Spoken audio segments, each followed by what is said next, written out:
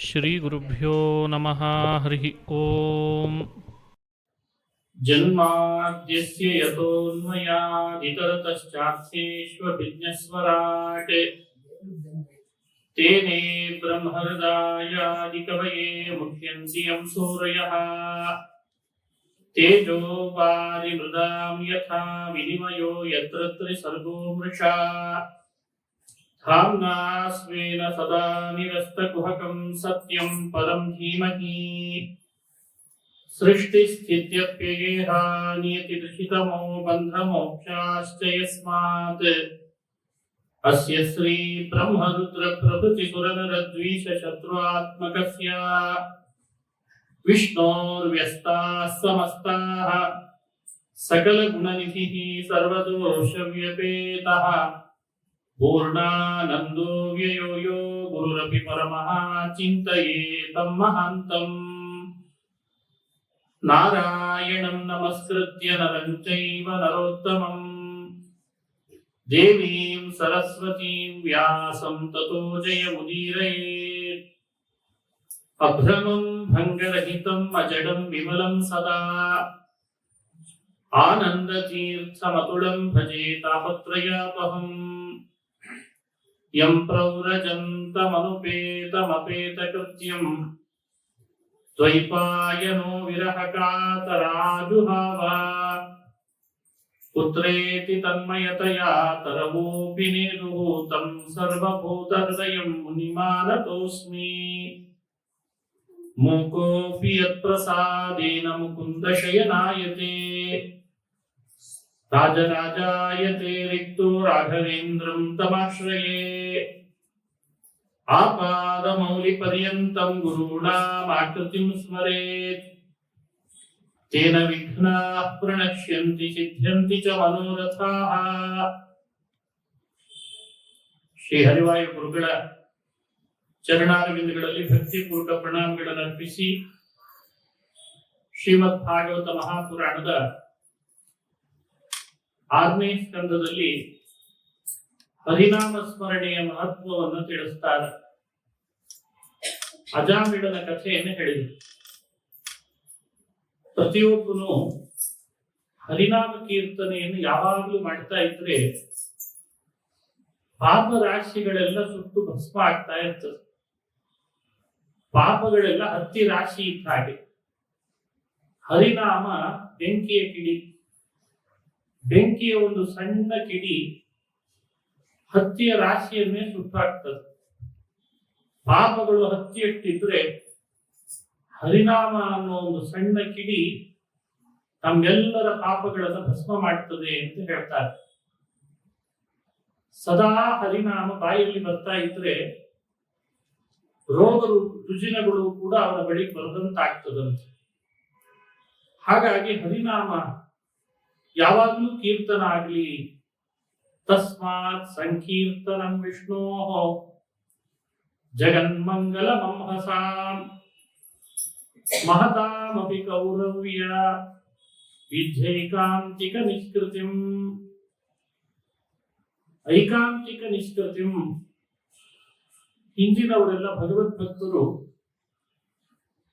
ತಮ್ಮ ಪಾಪಗಳನ್ನ ತಾವು ಕಳೆದುಕೊಳ್ಳಿಕ್ಕೆ ಮಾಡಿದ ಪ್ರಾಯಶ್ಚಿತ್ತ ಯಾವುದು? ಹರಿನಾಮ. ಕೆಲವರು ರಾಮನಾಮ, ಕೆಲವರು ಕೃಷ್ಣನಾಮ, ಕೆಲವರು ವಿಠಲನ ನಾಮ, ಕೆಲವರು ನಾರಾಯಣನ ನಾಮ. ಒಂದು ಕ್ಷಣವೂ ಬಿಡದಂತೆ ನಾಮವನ್ನ ನಾಲಿಗೆಯಲ್ಲಿ ಉಚ್ಚಾರಣೆ ಮಾಡ್ತಾ ಮಾಡ್ತಾ ಪಾಪಗಳನ್ನು ಕಳ್ಕೊಂಡು ನಮಗನಿಸ್ತಿರ್ತದೆ ನಾಮ ನಾವು ಹೇಳಬೇಕಾದ್ರೆ ಬಹಳ ಮಡಿಯಲ್ಲಿ ಹೇಳಬೇಕು. ಆಫೀಸಿಗೆ ಹೋಗುವಾಗ ಬಟ್ಟೆ ಹಾಕೊಂಡಿರ್ತೇವೆ, ನಾಮ ಮೈಲಿಗೆ ಆಗಿಬಿಡ್ತದೋ ಏನೋ ಅದಕ್ಕೆ ಹೇಳಲ್ಲ. ಹಾಗೇನಿಲ್ಲ. ನಾಮವನ್ನು ಮೈಲಿಗೆ ಮಾಡುವಷ್ಟು ಶಕ್ತಿ ನಮ್ಮ ಬಟ್ಟೆಗಳಿಗಿಲ್ಲ. ಇದು ನೆನಪಿರಬೇಕು. ನಾಮ ಬೇಕಂದ್ರೆ ನಮ್ಮ ಬಟ್ಟೆಯನ್ನು ಮಡಿ ಮಾಡ್ತದೆ. ಕೆಲವರು ಆ ಕಾರಣದಿಂದಲೂ ಹರಿನಾಮ ಹೇಳೋದನ್ನು ಬಿಟ್ಬಿಟ್ಟಿದ್ದಾರೆ. ಭಗವಂತ ಕರುಣಾಸಾಗರ. ಅವನ ನಾಮಗಳು ನಮ್ಮನ್ನು ಶುದ್ಧ ಮಾಡ್ತವೆ ಹೊರತು ನಾವು ಅವುಗಳನ್ನು ಅಶುದ್ಧ ಮಾಡ್ಲಿಕ್ಕೆ ಆಗಲ್ಲ ಅಂತಾರೆ. ಅದಕ್ಕೆ ಮಂಗಲಾನಾಂಚ ಮಂಗಲಂ ಅಂತಂದ್ರು. ವಿಷ್ಣು ಸಹಸ್ರನಾಮದಲ್ಲಿ ಬರುವಂತಹ ಮಾತು. ಭಗವಂತನ ನಾಮ ಲೋಕದಲ್ಲಿ ಎಷ್ಟು ಮಂಗಳ ವಸ್ತುಗಳಿದ್ದಾವೆ ಆ ಎಲ್ಲ ವಸ್ತುಗಳಿಗಿಂತ ಪರಮ ಮಂಗಳ ಭಗವಂತನ ನಾಮ. ಅದು ಯಾವತ್ತೂ ನಮ್ಮನ್ನ ಕೆಡುಕುಂಟು ಮಾಡ್ಲಿಕ್ಕಿಲ್ಲ. ಅದು ಮತ್ತಷ್ಟು ಮತ್ತಷ್ಟು ನಮ್ಮನ್ನ ಪವಿತ್ರೀಕರಿಸ್ತಾ ಪವಿತ್ರೀಕರಿಸ್ತದೆ. ಶೃಣ್ವತಾಂ ಗೃಣತಾಂ ವೀರ್ಯಾಣ್ಯುದ್ದಾಮಾನಿ ಹರೇರ್ಮುಹುಃ ಯಥಾ ಸುಜಾತ್ಯಾ ಭಕ್ತ್ಯಾ ಶುದ್ಧೇನಾತ್ಮಾ ವ್ರತಾದಿಭಿ. ವ್ರತ, ಉಪವಾಸ, ತಪಸ್ಸು, ದೊಡ್ಡ ದೊಡ್ಡ ಸಂಪತ್ತು ಖರ್ಚು ಮಾಡಿ, ಹಣ ಖರ್ಚು ಮಾಡಿ ಮಾಡುವಂತಹ ಯಜ್ಞ ಯಾಗಗಳು, ಅವುಗಳಿಂದಲೂ ಕೂಡ ಅಷ್ಟು ಪವಿತ್ರ ಆಗಲ್ಲಂತೆ. ಹರಿನಾಮವನ್ನು ಹೇಳೋದ್ರಿಂದ ಎಷ್ಟಾಗ್ತಾನೋ ಅಷ್ಟಾಗಲ್ಲ. ಹಾಗಾಗಿ ಮನುಷ್ಯ ಹರಿನಾಮ ಕೀರ್ತನೆಯನ್ನು ಹೆಚ್ಚು ಬೆಳೆಸಲಿ ಅಂತಾರೆ. ಮನಸ್ಸು ಸಮಯ ಹೆಚ್ಚು ತಗೊಳ್ಳುತ್ತದೆ ಎಂದಾಗ ಏನೇನೋ ವಿಚಾರ ಶುರು ಆಗ್ತದೆ, ಬೇಡವಾದ ಚರ್ಚೆಗಳು ಶುರು ಆಗ್ತವೆ, ಅದರಿಂದ ಇನ್ನೇನೋ ಅನಾಹುತ ಆಗ್ತದೆ.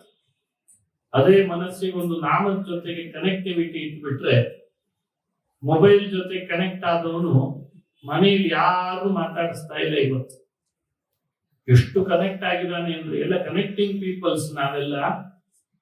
ಅದಕ್ಕೆ ಆದಂತಹ ಸಮಸ್ಯೆಗಳಿಗೆ ಸ್ಪಂದಿಸಿ ರೀಚಾರ್ಜ್ ಮಾಡಿಸಿ ಅವರನ್ನೆಲ್ಲ ಶ್ರೀಮಂತರನ್ನು ಮಾಡ್ತಾ ಇದ್ದೇವೆ. ಅಷ್ಟು ಕನೆಕ್ಟ್ ಆಗಿದೆ. We are the connecting people ಅಂತ. ಅಷ್ಟು ಅವಶ್ಯಕತೆ ಇಲ್ಲ, ಆದ್ರೆ ಅಷ್ಟು ಎಲ್ಲರನ್ನ ಕನೆಕ್ಟ್ ಮಾಡ್ಕೊಂಡಿದೆ. ಒಬ್ಬನ್ ಮಾತ್ರ ಕನೆಕ್ಟ್ ಆಗ್ತಾ ಇಲ್ಲ, ಆ ಭಗವಂತನನ್ನ. ಆ ಭಗವಂತನನ್ನ ಕನೆಕ್ಟ್ ಆಗ್ಲಿಕ್ಕಿರುವ ಒಂದೇ ಒಂದು ಉಪಕರಣ ಅಂದ್ರೆ ಅದು ಭಗವಂತನ ನಾಮ.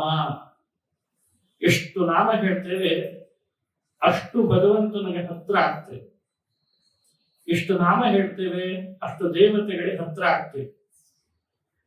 ಆ ನಾಮದ ಶಕ್ತಿ ನಾಮಸ್ಮರಣೆ ಮಾಡಿದಾಗಲೇ ಗೊತ್ತಾಗ್ತದೆ. ಕಮಲ ನಯನ ವಾಸುದೇವ ವಿಷ್ಣು ಧರಣಿಧರಾಚ್ಯುತ ಶಂಖ ಚಕ್ರಪಾಣಿ ಭವಶರಣಮಿತೀರಯಂತಿ ದೇವಂ ಜಜಭಟ ದೂರತರೇಣ ತಾನ ಪಾಪಾನ್. ಇದು ಮತ್ತೊಂದು ಪುರಾಣದಲ್ಲಿ ಬಂದ ಮಾತು.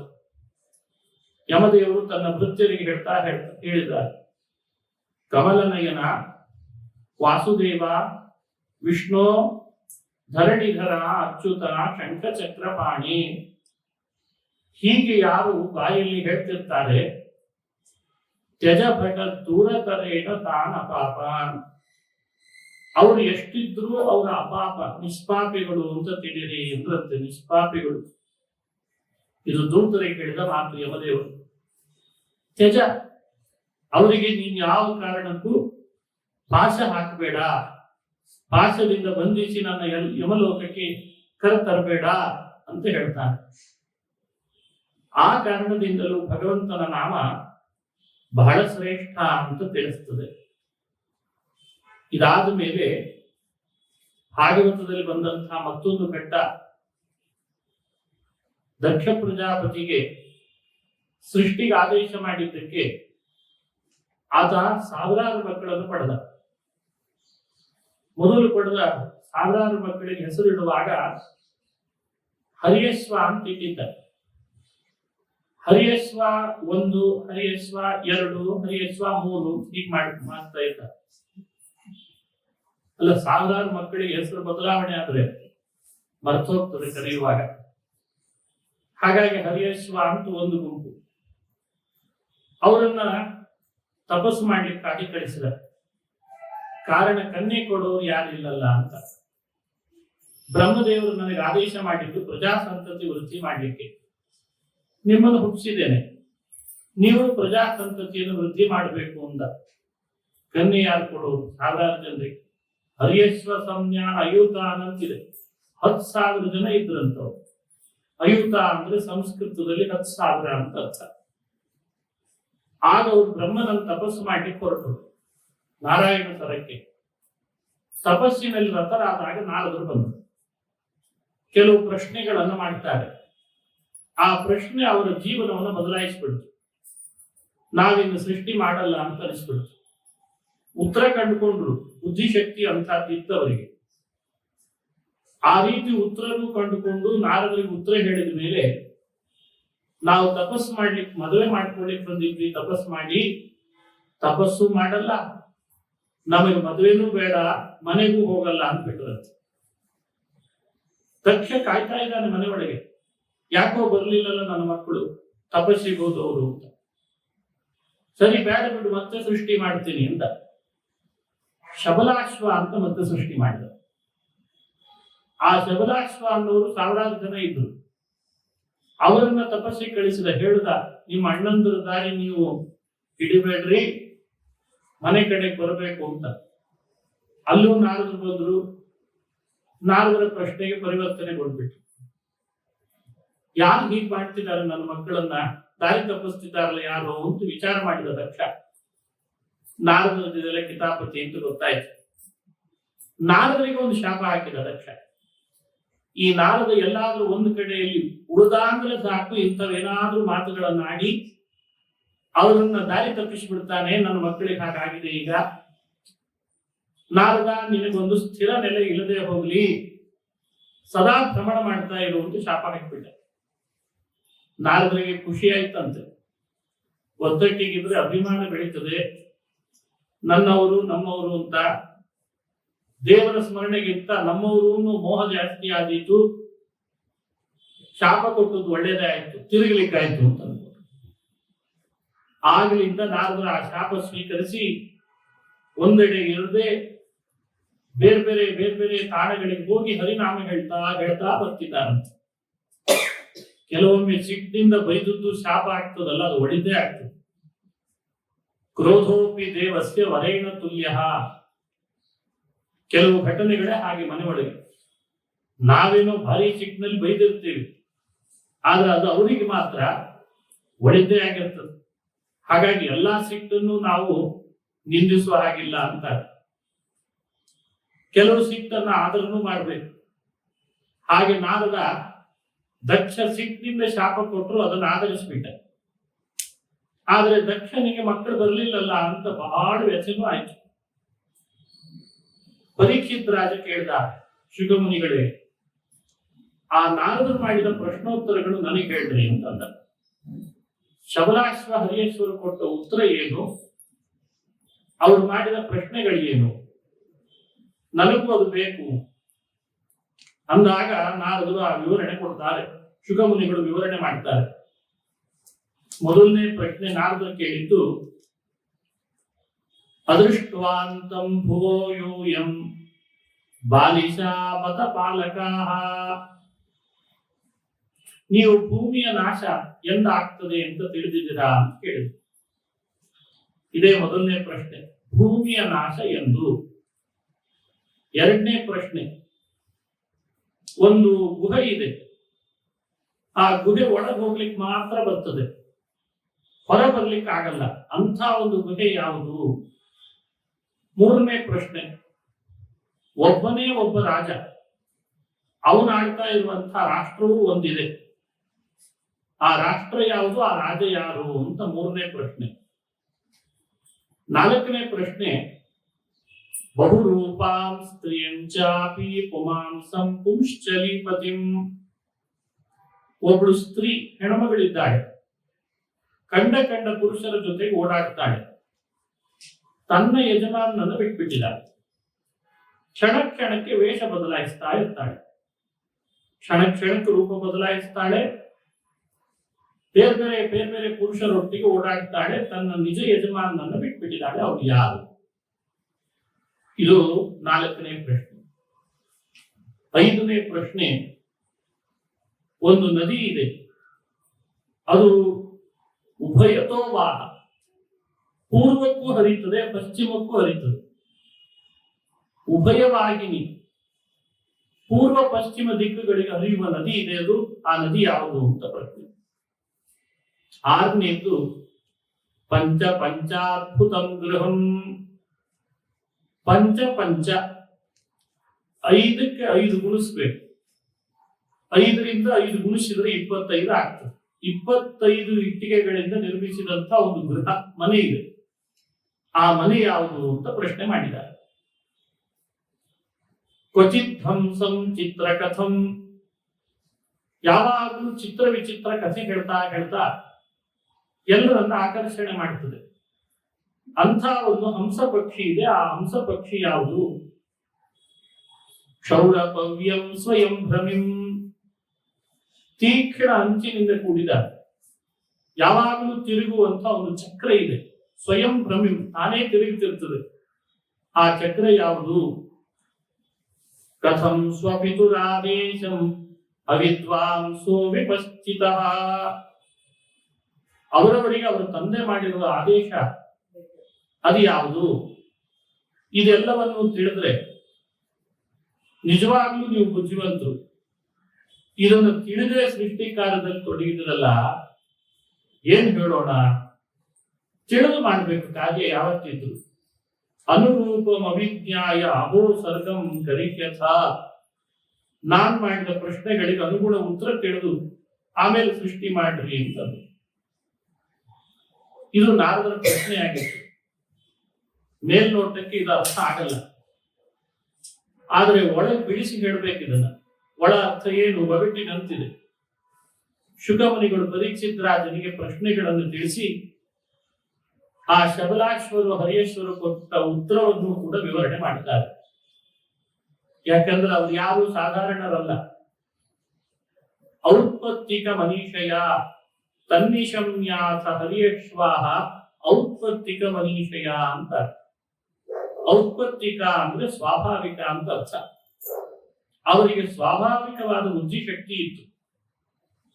ಹಾಗಾಗಿ ಎಲ್ಲ ಪ್ರಶ್ನೆಗಳಿಗೂ ಉತ್ತರ ಕಂಡುಕೊಂಡು ನಾರದರಿಗೆ ಹೇಳ್ತಾರೆ, ನೀವು ಭೂಮಿಯ ನಾಶ ಎಂದು ಅಂತ ಕೇಳಿದ್ರಲ್ಲ, ಭೂಮಿ ಅಂದ್ರೆ ನಾವು ನೀವು ಕುಳಿತಂತ ಈ ಭೂಮಿ ಅಲ್ಲ. ಭೂಮಿ ಅಂತ ಹಿರಿಯರು ಯಾವ್ಯಾವ ಅರ್ಥದಲ್ಲಿ ಬೇರೆ ಬೇರೆ ವಸ್ತುಗಳನ್ನು ಕರೀತಾರೆ. ಆಶ್ರಯ ತಾಣವನ್ನ ಭೂಮಿ ಅಂತ ಕರೆದಿದ್ದಾರೆ. ನಮ್ಮ ಒಳಗಡೆ ಒಂದು ದೇಹ ಇದೆ. ಮೇಲ್ನೋಟಕ್ಕೆ ಒಂದು ದೇಹ, ಈ ಬಾಡಿ, ಇದು ಸ್ಥೂಲ ದೇಹ ಅಂತ ಕರೀತಾರೆ. ಒಳಗೊಂದು ದೇಹ ಇದೆ, ಅದನ್ನ ಲಿಂಗ ದೇಹ ಅಂತ ಕರೀತಾರೆ. ಲಿಂಗ ಅನ್ನೋ ಶಬ್ದವೇ ಒಂದು ವಿಚಿತ್ರ. ಪ್ರಾಯ ಲೋಕದಲ್ಲಿ ಹೆಚ್ಚು ಪ್ರಸಿದ್ಧಿ ಪಡೆಯಲಿಲ್ಲ ಇದು. ಆದ್ರೆ ಇದನ್ನ ಶಾಸ್ತ್ರಗಳು ತಿಳಿಸ್ತಾರೆ. ಆತ್ಮ ಸುಖರೂಪನೇ ಆದ್ರೂ ಅವನ ಸುಖದ ಅನುಭವ ಯಾವಾಗಲೂ ಅವನಿಗೆ ಸಿಗದಂತೆ ಮಾಡಿರೋದು ಯಾವುದು ಅಂತ ಚರ್ಚೆ. ನಮಗಿದ್ರ ಬಗ್ಗೆ ಯೋಚನೆ ಬರಬೇಕಲ್ಲ. ಸೋಲ್ ಅಂದ್ರೆ ಜೀವ. ನಾವೆಲ್ಲ ಸುಖರೂಪದೇ ಆದ್ರು ಯಾವಾಗಲೂ ಸುಖದ ಅನುಭವ ಯಾಕೆ ಆಗ್ತಾ ಇಲ್ಲ? ನಮ್ಮ ಸುಖವೇ ನಮಗೆ ಅನುಭವಕ್ಕೆ ಯಾಕೆ ಬರ್ತಾ ಇಲ್ಲ ಅಂತ ನಾವು ಚರ್ಚೆ ಮಾಡ್ಬೇಕು. ಯಾವ್ದಾದ್ರೂ ತಡೆ ಹಿಡಿದಿರ್ಲೇಬೇಕಲ್ಲ. ಯಾವುದೋ ಒಂದು ತಡೆ ಹಿಡಿದಿದ್ರೆ ನಮ್ಮ ಸುಖದ ಅನುಭವ ಯಾವಾಗ್ಲೂ ಆಗ್ಬೋದು. ಯಾವಾಗಲೂ ಒಮ್ಮೆ ಆಗ್ತಾನೂ ಇದೆ. ಸುಖದ ಅನುಭವನೇ ಆಗಿಲ್ವ ನಮಗೆ? ಯಾವಾಗಲೂ ಒಮ್ಮೆ ಆಗ್ತದೆ. ದುಃಖ ಮಿಶ್ರಣ ಇಲ್ಲದ ಸುಖದ ಅನುಭವ ಯಾವಾಗ ಗೊತ್ತಾ? ಅದನ್ನು ವೇದಾಂತಗಳಲ್ಲಿ ಹೇಳ್ಕೊಡ್ತಾರೆ ನಮಗೆ. ಅಹಂ ಸುಖಮಸ್ವಾಪ್ಸಂ, ಮನುಷ್ಯನ ಸ್ವರೂಪದಲ್ಲಿ ಸುಖ ಇದೆ ಇಲ್ಲೋ ಅಂತ ಪತ್ತೆ ಹಚ್ಚಿದ್ರು ಹಿರಿಯರು. ಎಂಥ ದೊಡ್ಡ ವಿಜ್ಞಾನಿಗಳು ನೋಡಿ. ಅಹಂ ಸುಖಮಸ್ವಾಪ್ಸಂ ಅಂತ ಪರಾಮರ್ಶೆ ಬರ್ತದೆ. ನಾವು ರಾತ್ರಿ ಮಲಗುತ್ತೇವೆ, ಬೆಳಗ್ಗೆ ಎದ್ದಾಗ ಹೇಗಾಯ್ತು ನಿದ್ರೆ ಅಂತ ಕೇಳ್ತಾರೆ. ಸುಖವಾಗಿ ಮಾಡಿದೆ ಅಂತ. ಅದು ಮಾರ್ಕೆಟ್ ನಲ್ಲಿ ಕೊಂಡುಕೊಂಡದ್ದ ಅಥವಾ AC ಇಂದ ಬಂದದ್ದ? ನಾವು AC ಆನ್ ಮಾಡಿರ್ತೇವಲ್ಲ, AC ಇಂದ ಬಂದದ್ದ? AC ಹಚ್ಚದೇ ಇದ್ದ ಬೇರೆ ಬೇರೆಯವ್ರ ಮನೆಯಲ್ಲೂ ಮಲಗಿದಾಗ ನಿದ್ರೆ ಬರ್ತಾ ಇದೆ ಅಲ್ಲ, ಅವರು ಸುಖವಾಗಿ ಮಾಡಿದೆ ಅಂತಿದ್ದಾರೆ. ಆ ನಿದ್ರೆ ಎಲ್ಲಿದು? ಆ ಸುಖ ಎಲ್ಲಿದು? ಅದು ಯಾರು ಕೊಟ್ಟರು? ನಮ್ದ ಬೇರೆಯವ್ರದ? ನಮ್ದಲ್ಲದೆ ಇದ್ದದ್ದನ್ನ ನಾವು ಅನುಭವಿಸೋದು ಹೇಗೆ? ನಮ್ದೇ ಅಂದ್ರೆ ಅದು ರೂಪದ್ದ, ರಸದಿಂದ ಬಂದದ್ದ, ಶಬ್ದದಿಂದ ಬಂದದ್ದ? ಯೋಚಿಸಬೇಕಾದ ಗಂಭೀರವಾದ ವಿಷಯ. ಇವೆಲ್ಲ ನಾವು ಚರ್ಚೆ ಮಾಡ್ಕೊಳ್ಬೇಕು. ಸಿಹಿ ತಿನಿಸಿನಿಂದ ಬಂದದ್ದಲ್ಲ, ತಿನ್ಲಿಕ್ಕೆ ನಾಲಿಗೆನೆ ತೆಗೆದಿಲ್ಲ. ಕಣ್ಣಿನಿಂದ ಬಂದ ಸುಖ ಅಲ್ಲ ಅದು, ಕಣ್ಣೇ ತೆರೆದಿಲ್ಲ. ಶಬ್ದದಿಂದ ಬಂದ ಸುಖ ಅಲ್ಲ, ಕಿವಿ ಶಬ್ದ ಕೇಳಿಲ್ಲ ಅವಾಗ. ಸ್ಪರ್ಶದಿಂದ ಬಂದದ್ದಲ್ಲ, ಸ್ಪರ್ಶೇಂದ್ರಿಯ ಆವಾಗ ಯಾವ ಕೆಲಸ ಮಾಡಿಲ್ಲ, ಅದು ಮಲಗಿಬಿಟ್ಟಿದೆ. ಇಂದ್ರಿಯಗಳಿಂದ ಸ್ಪರ್ಶವೇ ಇಲ್ಲದ, ಸಂಪರ್ಕವೇ ಇಲ್ಲದ ಅದ್ಭುತವಾದ ಸುಖದ ಅನುಭವ ನಿದ್ರೆಯಲ್ಲಿ ಆಗ್ತಾ ಇದೆ. ಅದು ನಮ್ಮ ಎದ್ದು ಕೂಡಲೇ ಪರಾಮರ್ಶಕ್ಕೆ ಬರ್ತಾ ಇದೆ. ಯಾರು ಅಲ್ಲುಗಳಿಲಿಕ್ಕೆ ಸಾಧ್ಯ ಇಲ್ಲ. ಆ ಸುಖ ಎಲ್ಲಿರುವುದು? ಅದು ನಮ್ಮ ನಿಮ್ಮೆಲ್ಲರ ಸ್ವರೂಪವನ್ನು ಹೋಲುವ ಸುಖ. ಸ್ವರೂಪ ಸುಖ ಅಂದ್ರೆ ಇದನ್ನೇ ಕರೀತಾರೆ ಹಿರಿಯರು. ಅದನ್ನು ಹೋಲ್ತದ, ಅದೇ ಅಂತಲ್ಲ, ಅದನ್ನು ಹೋಲ್ತದೆ. ಅದೇ ಆಗಿದೆ ಅಂದ್ರೆ ಇನ್ನು ಮೋಕ್ಷ ಸುಖ ಹೇಗಿರಬೇಡ ಯೋಚನೆ ಮಾಡಬೇಕು. ಅದನ್ನು ಪಡಿಬೇಕಿದೆ. ಯಾವಾಗಲೂ ಅದಿಲ್ಲ. ಈಗ ಎಚ್ಚರ ಆದಾಗ ಅದಿಲ್ಲ. ಎಚ್ಚರ ಆದಾಗ ಮನುಷ್ಯ ಅನುಭವಿಸುವ ಸುಖ ಯಾವುದು? ರೂಪದಿಂದ, ರಸದಿಂದ, ಶಬ್ದಗಳಿಂದ, ಎಲ್ಲ ವೈಷಯಿಕ ಅಂತ ಕರೀತಾರೆ ಅದನ್ನು. ಮಿಶ್ರಿತವಾದ ಸುಖ ಇದು, ದುಃಖ ಮಿಶ್ರಿತ. ಆದರೆ ನಿದ್ರೆಯಲ್ಲಿ ಮಾತ್ರ ಅದಲ್ಲ. ಈಗಲೂ ಅದರ ಅನುಭವ ಇಲ್ಲದಂತೆ ತಡೆಗಟ್ಟಿರೋದು ಯಾವ್ದು ಹಾಗಾದ್ರೆ? ಅದನ್ನು ಹೇಳಿದ್ರು. ನಮ್ಮ ನಿಮ್ಮೆಲ್ಲರ ಸ್ವರೂಪದಲ್ಲಿರುವ ಸುಖವನ್ನ ಪೂರ್ಣ ಆವರಿಸಿರುವಂತ ಒಂದು ದೇಹ ಇದೆ, ಅದನ್ನ ಲಿಂಗ ದೇಹ ಅಂತ ಕರೆದಿದ್ದಾರೆ. ಅದಕ್ಕೆ ಶಾಸ್ತ್ರಗಳಲ್ಲಿ ಭೂಮಿ ಅಂತ ಕರೆದಿದ್ದಾರೆ. ಜೀವನಿಗೆ ಆಶ್ರಯ ಕೊಟ್ಟಿದೆ ಅನ್ನೋ ಅರ್ಥದಲ್ಲಿ. ಜೀವ ಅದರಿಂದ ಆವರ್ತನಾದ, ಅದರ ನಾಶ ಎಂದಾಗೋದು? ಅದು ಸರಿಯೋದು ಎಂದು? ಅದರ ನಾಶ ಆದ್ರೆ ನಮಗೆ ಸ್ವರೂಪದ ಸುಖವಾಗ್ತದೆ. ಅದಕ್ಕೆ ಪ್ರಾಚೀನರು ಹುಡುಕಲಿಕ್ಕೆ ಶುರು ಮಾಡಿದ್ರು. ಅವರಿಗೆ ಸಿಕ್ತು, ಉತ್ತರ ಸಿಕ್ತು. ಇದನ್ನೇ ಬಂಧಕ ಶಕ್ತಿ ಅಂತ ಕರೆದ್ರು ಹಿರಿಯರು. ಈ ಬಂಧನ ಮನುಷ್ಯನಿಗೆ ಯಾವಾಗ ಹೋಗ್ತದೆ? ಸಾಧನೆ ಚೆನ್ನಾಗಿ ಮಾಡಬೇಕು, ಭಗವಂತನ ಸಾಕ್ಷಾತ್ಕಾರ ಆಗ್ಬೇಕು. ಭಗವಂತ ಬಿಂಬನಾದವನು ಸಾಕ್ಷಾತ್ಕಾರಕ್ಕೆ ಒಳಪಟ್ರೆ ಅವನ ಪ್ರಸಾದದಿಂದ ಆ ಲಿಂಗ ದೇಹ ನಾಶ ಆಗ್ತದೆ. ಇಲ್ದಿದ್ರೆ ಅದು ಹಾಗೇ ಉಳಿದಿರ್ತದೆ. ಅವನ ಅನುಗ್ರಹದಿಂದ ಮಾತ್ರ ನಾಶ ಆಗ್ತದೆ. ಮಾಯಾ ಮೇತಾಂತರಂತಿತೆ ಅಂತ ಶ್ರೀಕೃಷ್ಣ ಭಗವದ್ಗೀತೆಯಲ್ಲಿ ಈ ಮಾತನ್ನು ಹೇಳ್ತಾನೆ. ಮಾಯಾಂ ಏತಾಂ ತರಂತಿ. ನಾನೇ ಜೀವನಿಗೆ ತನ್ನ ಸ್ವರೂಪದ ಸುಖ ಯಾವಾಗಲೂ ಆಗದಂತೆ ಅವನಿಗೆ ಮಾಯೆಯನ್ನು ಮಾಡಿದ್ದೇನೆ. ನನ್ನ ಅನುಗ್ರಹಕ್ಕೆ ಒಳಪಟ್ರೆ ಅದನ್ನ ದೂರ ಮಾಡಿಕೊಡಬಲ್ಲ. ಹೀಗೊಂದು ಅದ್ಭುತವಾದ ಚಿಂತನೆ ಕೊಡ್ತದೆ. ಈ ಪ್ರಶ್ನೆಯಲ್ಲಿ ಇಷ್ಟೆಲ್ಲ ಅರ್ಥ ಅಡಗಿತ್ತು. ಭೂಮಿಯ ನಾಶ ಎಂದು ಜೀವ ಸಾಧನೆ ಮಾಡಿಕೊಂಡು ಪರಿಪೂರ್ಣವಾಗಿ ಸಾಧನ ಪೂರ್ತಿ ಆದ ಮೇಲೆ ಮುಂದೆ ಬ್ರಹ್ಮದೇವರೊಟ್ಟಿಗೆ ವಿರಜ ಅಂತ ಒಂದು ನದಿ ಇದೆ. ಆ ನದಿಯಲ್ಲಿ ಸ್ನಾನ ಮಾಡಿದಾಗ ಭಗವದ್ ಅನುಗ್ರಹದಿಂದ ಆ ಲಿಂಗದೇಹ ನಾಶ ಆಗ್ತದೆ ಅಂತ ಉತ್ತರ ಕೊಟ್ಟರಂತೆ. ಎಲ್ಲ ಪ್ರಮೇಯ ವಿಷಯಗಳು. ಎರಡನೇ ಪ್ರಶ್ನೆ, ಒಂದು ಬಿಲ ಇದೆ, ಒಳಗೆ ಹೋಗ್ಲಿಕ್ಕೆ ಮಾತ್ರ ಸಾಧ್ಯ ಅಂತೆ, ಹೊರಬರಲಾರೆವು, ಆ ಬಿಲ ಯಾವುದು? ಈ ಪ್ರಶ್ನೆಗೆ ಉತ್ತರ ಕೊಡ್ತಾರೆ ಹರಿಯೇಶ್ವರು. ನಾರದ್ರೆ, ಎಲ್ಲೆಡೆಯಲ್ಲಿ ನಾವು ನೋಡ್ತಾ ಇರುವ ಲೋಕಗಳು, ಸ್ವರ್ಗ ಇರಬಹುದು, ನರಕ ಇರಬಹುದು, ಅವುಗಳೆಲ್ಲ ವಾಪಸ್ ಮತ್ತೆ ನಮ್ಮನ್ನ ಭೂಮಿಗೆ ಕಳಿಸ್ತಾರೆ. ಸ್ವರ್ಗಕ್ಕೆ ಹೋದ್ರೆ ಪುಣ್ಯ ಇರುವಷ್ಟು ಕಾಲ ಇರ್ತೀವಿ. ಪುಣ್ಯ ಖರ್ಚಾಯ್ತಾ? ಕ್ಷೀಣೆ ಪುಣ್ಯ ಮತ್ತೆ ಲೋಕಂ ವಿಶಂತಿ, ಮತ್ತೆ ಭೂಮಿಗೆ ಸಿಗ್ತಾ ಹೋಗು. ಪುಣ್ಯ ಇದ್ರೆ ಇರು, ಪುಣ್ಯ ಖರ್ಚಾಯ್ತಾ ಹೋಗು. ಪಾಪ ಅದಕ್ಕೆ ತಕ್ಕ ಶಿಕ್ಷೆ ಅನುಭವಿಸ್ಲಿಕ್ಕೆ ನರಕ. ಪಾಪದ ಶಿಕ್ಷೆ ಅನುಭವಿಸಿದೆಯಾ? ನರಕದಲ್ಲಿ ಸ್ವಲ್ಪ ದಿವಸ ಸುಖವಾಗಿರ್ತೀನಿ ಅಂದ್ರೆ ಇಲ್ಲ ಅಂತ. ಡಾರ್ಮೇಟ್ರಿ ವ್ಯವಸ್ಥೆ ಮಾಡಿರಲ್ಲ ಅಲ್ಲೆಲ್ಲ, ಏರ್ಪೋರ್ಟ್ ನಲ್ಲಿ ಮಾಡಿರ್ತಾರೆ ಅಷ್ಟೇ. ಹೇಗಿದ್ರು ಫ್ಲೈಟ್ ಬರೋದು ಸ್ವಲ್ಪ ತಡ ಇದೆ, ಎಲ್ಲ ಸ್ವಲ್ಪ ಹೊತ್ತು ಮಲ್ಕೊಂಡು ಬರ್ತೇನೆ ಅಂತ ಅಲ್ಲಿಲ್ಲ. ಸ್ವಲ್ಪ ಮಸಾಜ್ ಮಾಡಿಸ್ಕೊತೇನೆ ಅಂದ್ರೆ ಆಗಲ್ಲ, ನಡಿ ಅಂತಾರೆ. ಪಾಪಕ್ಕೆ ಶಿಕ್ಷೆ ಅನುಭವಿಸಿದೆಲ್ಲ ನಡಿ, ಪುಣ್ಯಕ್ಕೆ ಸುಖ ಅನುಭವಿಸಿದೆಲ್ಲ ನಡಿ ಅಂತಾರೆ. ಹಾಗಾದ್ರೆ ಯಾವ ಲೋಕದಲ್ಲಿ ಹೋದ್ರೆ ಮತ್ತೆ ವಾಪಸ್ ಭೂಮಿಗೆ ಬರದೇ ಇರುವ ಹಾಗಿದೆ ಅಂತ ಹುಡುಕ್ಬೇಕಲ್ಲ. ಇದೇ ರಹಸ್ಯ ವೇದಾಂತದಲ್ಲಿ ಹೇಳ್ತಾರೆ. ಇದೆಲ್ಲ ವೇದಾಂತ ವಿಚಾರ. ನಚ ಪುನರಾವರ್ತತೆ ನಚ ಪುನರಾವರ್ತತೆ ಅಂತ ವೇದಾಂತ ಸೂತ್ರ ಕೊನೆಯಲ್ಲಿ ಬರೆದಿದ್ದಾರೆ ವೇದವ್ಯಾಸ. ಸಂಸಾರದಲ್ಲಿ ಎಲ್ಲಿ ಹೋದ್ರೂ ಮತ್ತೆ ಮರಳಿ ಬರ್ತೀರಿ, ಆದ್ರೆ ಭಗವಂತನ ಮಂದಿರ ಇದೆ, ವೈಕುಂಠ, ಶ್ವೇತದ್ವೀಪ, ಅನಂತಾಸನ, ಅವುಗಳಿಗೆ ಮೋಕ್ಷ ಅಂತ ಇನ್ನೊಂದು ಹೆಸರಿನಲ್ಲಿ ಕರೀತಾರೆ. ಅಲ್ಲಿ ಹೋದ್ರೆ ಮಾತ್ರ ಮತ್ತೆ ದೇವರು ಸಂಸಾರ ಕಳಿಸಲ್ಲಂತೆ. ಇದೇ ನೋಡಿ, ಉಳಿದ ಕಡೆ ಎಲ್ಲ ಗೆಸ್ಟ್. ಸ್ವರ್ಗಕ್ಕೆ ಹೋದ್ರೆ ನಾವು ಗೆಸ್ಟ್ ಗೆಸ್ಟ್, ನರಕಕ್ಕೆ ಹೋದ್ರು ಗೆಸ್ಟ್ ಅಂತೆ, ವೈಕುಂಠಕ್ಕೆ ಹೋದ್ರೆ ಮಾತ್ರ ಶಾಶ್ವತ ಅಂತ. ಅವನ ಪುರಕ್ಕೆ ಹೋದ ಜನರು ಮತ್ತೆ ಗನ್ನ ಹಿಂತಿರುಗರು, ಒಲಿದೆಯಾದ ಕಮ್ಮಾಲ ಕುಮಿ ವಾಸುದೇವಗೆ. ಕಮಲಗಂಧಿ ಕೋಮಲಾಂಗಿ ಸುಂದರಾಬ್ಜ ಸದನೆ ನೀನು. ಎಷ್ಟು ಚೆನ್ನಾಗಿ ವರ್ಣನೆ ಮಾಡಿದ್ದಾರೆ ದಾಸರು. ಹೋಗಿ ಹೋಗಿ ಅವನಿಗೆ ಯಾಕೆ ಒಲದೆ ಅಂತ ಕೇಳ್ತಾರೆ ಲಕ್ಷ್ಮೀ ದೇವಿಯನ್ನ.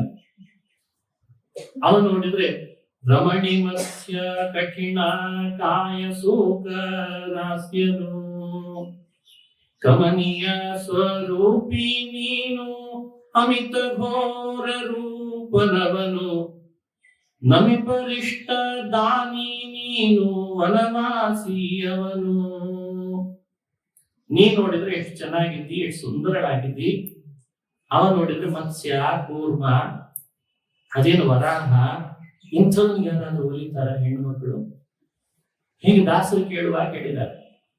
ರಮಣಿ ಮತ್ಸ್ಯ ಕಠಿಣ ಕಾಯ ಸೂಕ ರಾಸ್ಯನು.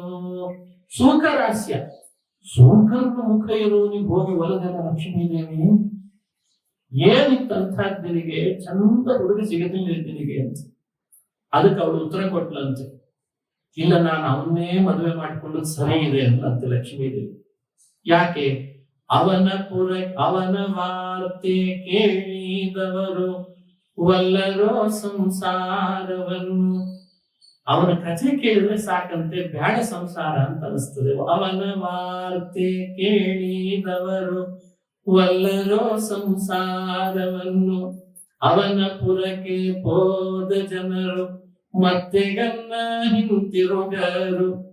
ಅವನ ಪಟ್ಟಣ ವೈಕುಂಠ, ಅಲ್ಲಿ ಹೋದ್ರೆ ಮತ್ತೆ ಸಂಸಾರಕ್ಕೆ ಬರಲ್ಲ. ಅವನು ತಾನೇ ತನ್ನವಯವಧಿ ತನಯರ ಪಡೆದ ಮಾಯಾವಿಗೆ, ಒಲಿದೆಯಾತ ಕಮ್ಮಾಲ ಕುಮಿ ವಾಸುದೇವಗೆ.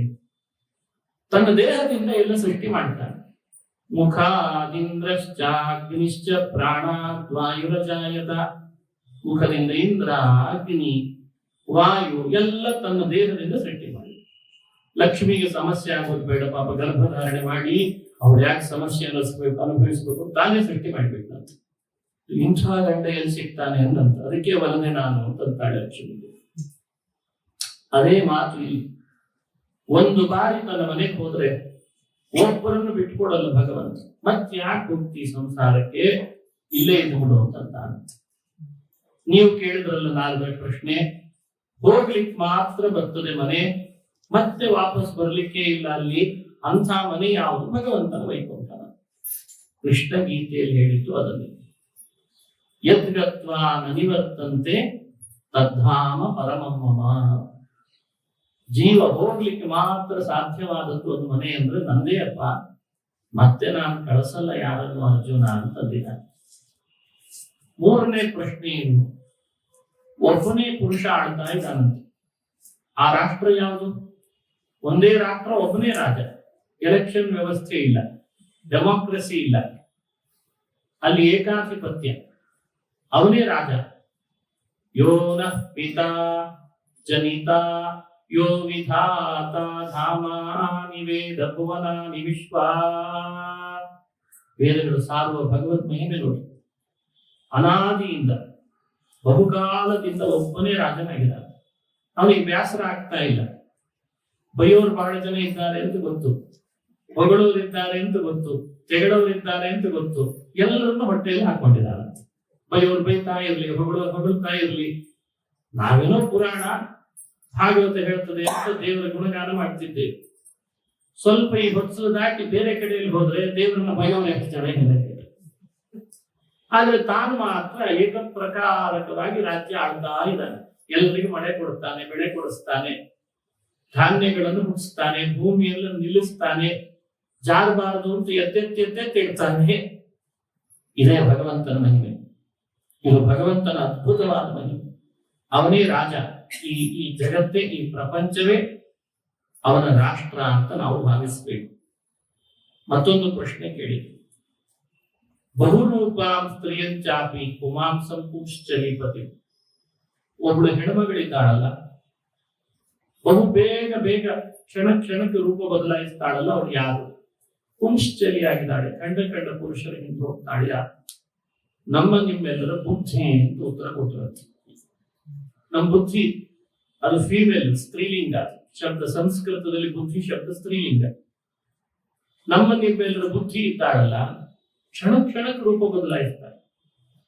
ಈಗ ಹೀಗಿರ್ತಾಳೆ, ಇನ್ ಸ್ವಲ್ಪ ಹೊತ್ತಿಗೆ ಇನ್ನೊಂದು ಬಯಸ್ತಾಳೆ. ಅದು ಸಿಕ್ತು ಅಂದ್ರೆ ಮತ್ತೊಂದೊಂದು ಬಯಸ್ತಾಳೆ. ಅದು ಸಿಕ್ತು ಅಂದ್ರೆ ಮತ್ತೊಂದೊಂದು ಬಯಸ್ತಾಳೆ. ಅಂದ್ರೆ ಕ್ಷಣಕ್ಕೆ ರೂಪ ಬದಲಾಯಿಸೋಳ ಅಂದಲ್ಲ. ಅವಳ ಯಜಮಾನ ಯಾರು? ನಿಜವಾಗಲು ಧಿಯೋ ಯೋನಃ ಪ್ರಚೋದಯಾತ್. ಬುದ್ಧಿಯ ಪ್ರೇರೇಪಕ ಯಜಮಾನ ನಾರಾಯಣ. ಅವನೊಬ್ಬನ್ ಬಿಟ್ಟಿದ್ದಾಳ ಅಷ್ಟೇ. ಅವನನ್ನ ಹತ್ರ ಹೋಗಲ್ಲ, ತಾನು ಹೋಗಲ್ಲ, ಅವನನ್ನ ಹತ್ರ ಬರೆಸಿಕೊಳ್ಳೋದಿಲ್ಲ. ಆದ್ರೆ ಕಂಡ ವಸ್ತುಗಳ ಜೊತೆ ಹೋಗ್ತಾಳೆ. ಆಸೆ ಆಕಾಂಕ್ಷೆಗಳಿಂದ ಅವನೇ ಸೃಷ್ಟಿ ಮಾಡಿದ ವಸ್ತುಗಳ ಹಿಂದೆ ಬೀಳ್ತಾಳೆ. ವಸ್ತ್ರಗಳ ಹಿಂದೆ, ಸಂಪತ್ತಿನ ಹಿಂದೆ, ಧನದ ಹಿಂದೆ, ಪದವಿಯ ಹಿಂದೆ ಬೀಳ್ತಾಳೆ. ಇದೇ ಸಮಸ್ಯೆ. ಅವಳೇ ಆ ಹೆಣ್ಣು, ನಿಮ್ಮೆಲ್ಲರ ಬುದ್ಧಿಯನ್ನು ಹೆಣ್ಣು ಅಂತ ಉತ್ತರ ಕೊಟ್ಟರಂತೆ. ಇನ್ನೊಂದು ಪ್ರಶ್ನೆ. ನದಿ ಉಭಯತೋ ವಾಹ. ಪೂರ್ವ ಪಶ್ಚಿಮಗಳಿಗೆ ಹರಿತಾ ಇರುವ ನದಿ ಯಾವುದು? ಅದಕ್ಕೇನು ಉತ್ತರ? ಸೃಷ್ಟ್ಯಪ್ಯೇಕರಿ ಮಾಯಾಂ ವೇಲಾಕೂಲ ಅಂತ ವೇದಿತಾಂ. ಸೃಷ್ಟಿ ಅದು ಪೂರ್ವ, ಸಂಹಾರ ಅದು ಪಶ್ಚಿಮ. ಭಗವಂತನ ಇಚ್ಛಾ ಸೃಷ್ಟಿ ಸಂಹಾರದ ಕಡೆ ಹರಿತದಂತೆ. ಸೃಷ್ಟಿಗೆ ಹರಿತದೆ ಅಂದ್ರೆ ಪೂರ್ವಕ್ಕೆ ಹರಿಯುವ ನದಿ, ಸಂಹಾರದ ಕಡೆಗೆ ಹರಿತದೆ ಅಂದ್ರೆ ಪಶ್ಚಿಮಕ್ಕೆ ಹರಿಯುವ ನದಿ ಅಂತ ಒಂದು ಅರ್ಥ. ಇನ್ನೊಂದು ಅರ್ಥ, ನಿಮ್ಮೆಲ್ಲರ ಕರ್ಮದ ಪ್ರವಾಹ. ನಾವು ಮಾಡಿರುವ ಕರ್ಮಗಳು ಅಷ್ಟಿಷ್ಟಲ್ಲ, ನದಿಯಷ್ಟಿದೆ ಅಂತ. ಸ್ವಲ್ಪ ನದಿಯು ಸಣ್ಣದಾಗಿ ಬಿಡ್ತದೆ ನಮ್ಮ ಕರ್ಮದ ಪ್ರವಾಹದ ಮುಂದೆ ಅಂತಾರೆ. ಅದು ಒಮ್ಮೆ ಸುಖದ ಕಡೆಗೆ ಹರಿತದೆ, ಅದೇ ಪೂರ್ವ. ಒಮ್ಮೆ ದುಃಖದ ಕಡೆಗೆ ಹರಿತದೆ, ಅದೇ ಪಶ್ಚಿಮ. ಹಾಗಾಗಿ ಉಭಯ ವಾಹ ನದಿ ಅಂದ್ರೆ ನಮ್ಮ ಕರ್ಮದ ಪ್ರವಾಹ ಅಂತ ನಾವು ಭಾವಿಸ್ಬೇಕು. ಇನ್ನೊಂದು ಪ್ರಶ್ನೆ. ಪಂಚಾದ್ಭುತಂ ಗೃಹಂ. 25 ಇಟ್ಟಿಗೆಗಳಿಂದ ಕಟ್ಟಿದ ಮನೆ ಯಾವುದು? ಈ ಪ್ರಶ್ನೆಗೆ ಉತ್ತರ ಕೊಡೋದು ಎಷ್ಟು ಅದ್ಭುತ. ನಿಮ್ಮೆಲ್ಲರ ದೇಹ ಅಂತ. ನಾವು ಈ ದೇಹದ ಮನೆ ಒಳಗೆ ವಾಸ ಮಾಡಿದ್ದೀವಿ.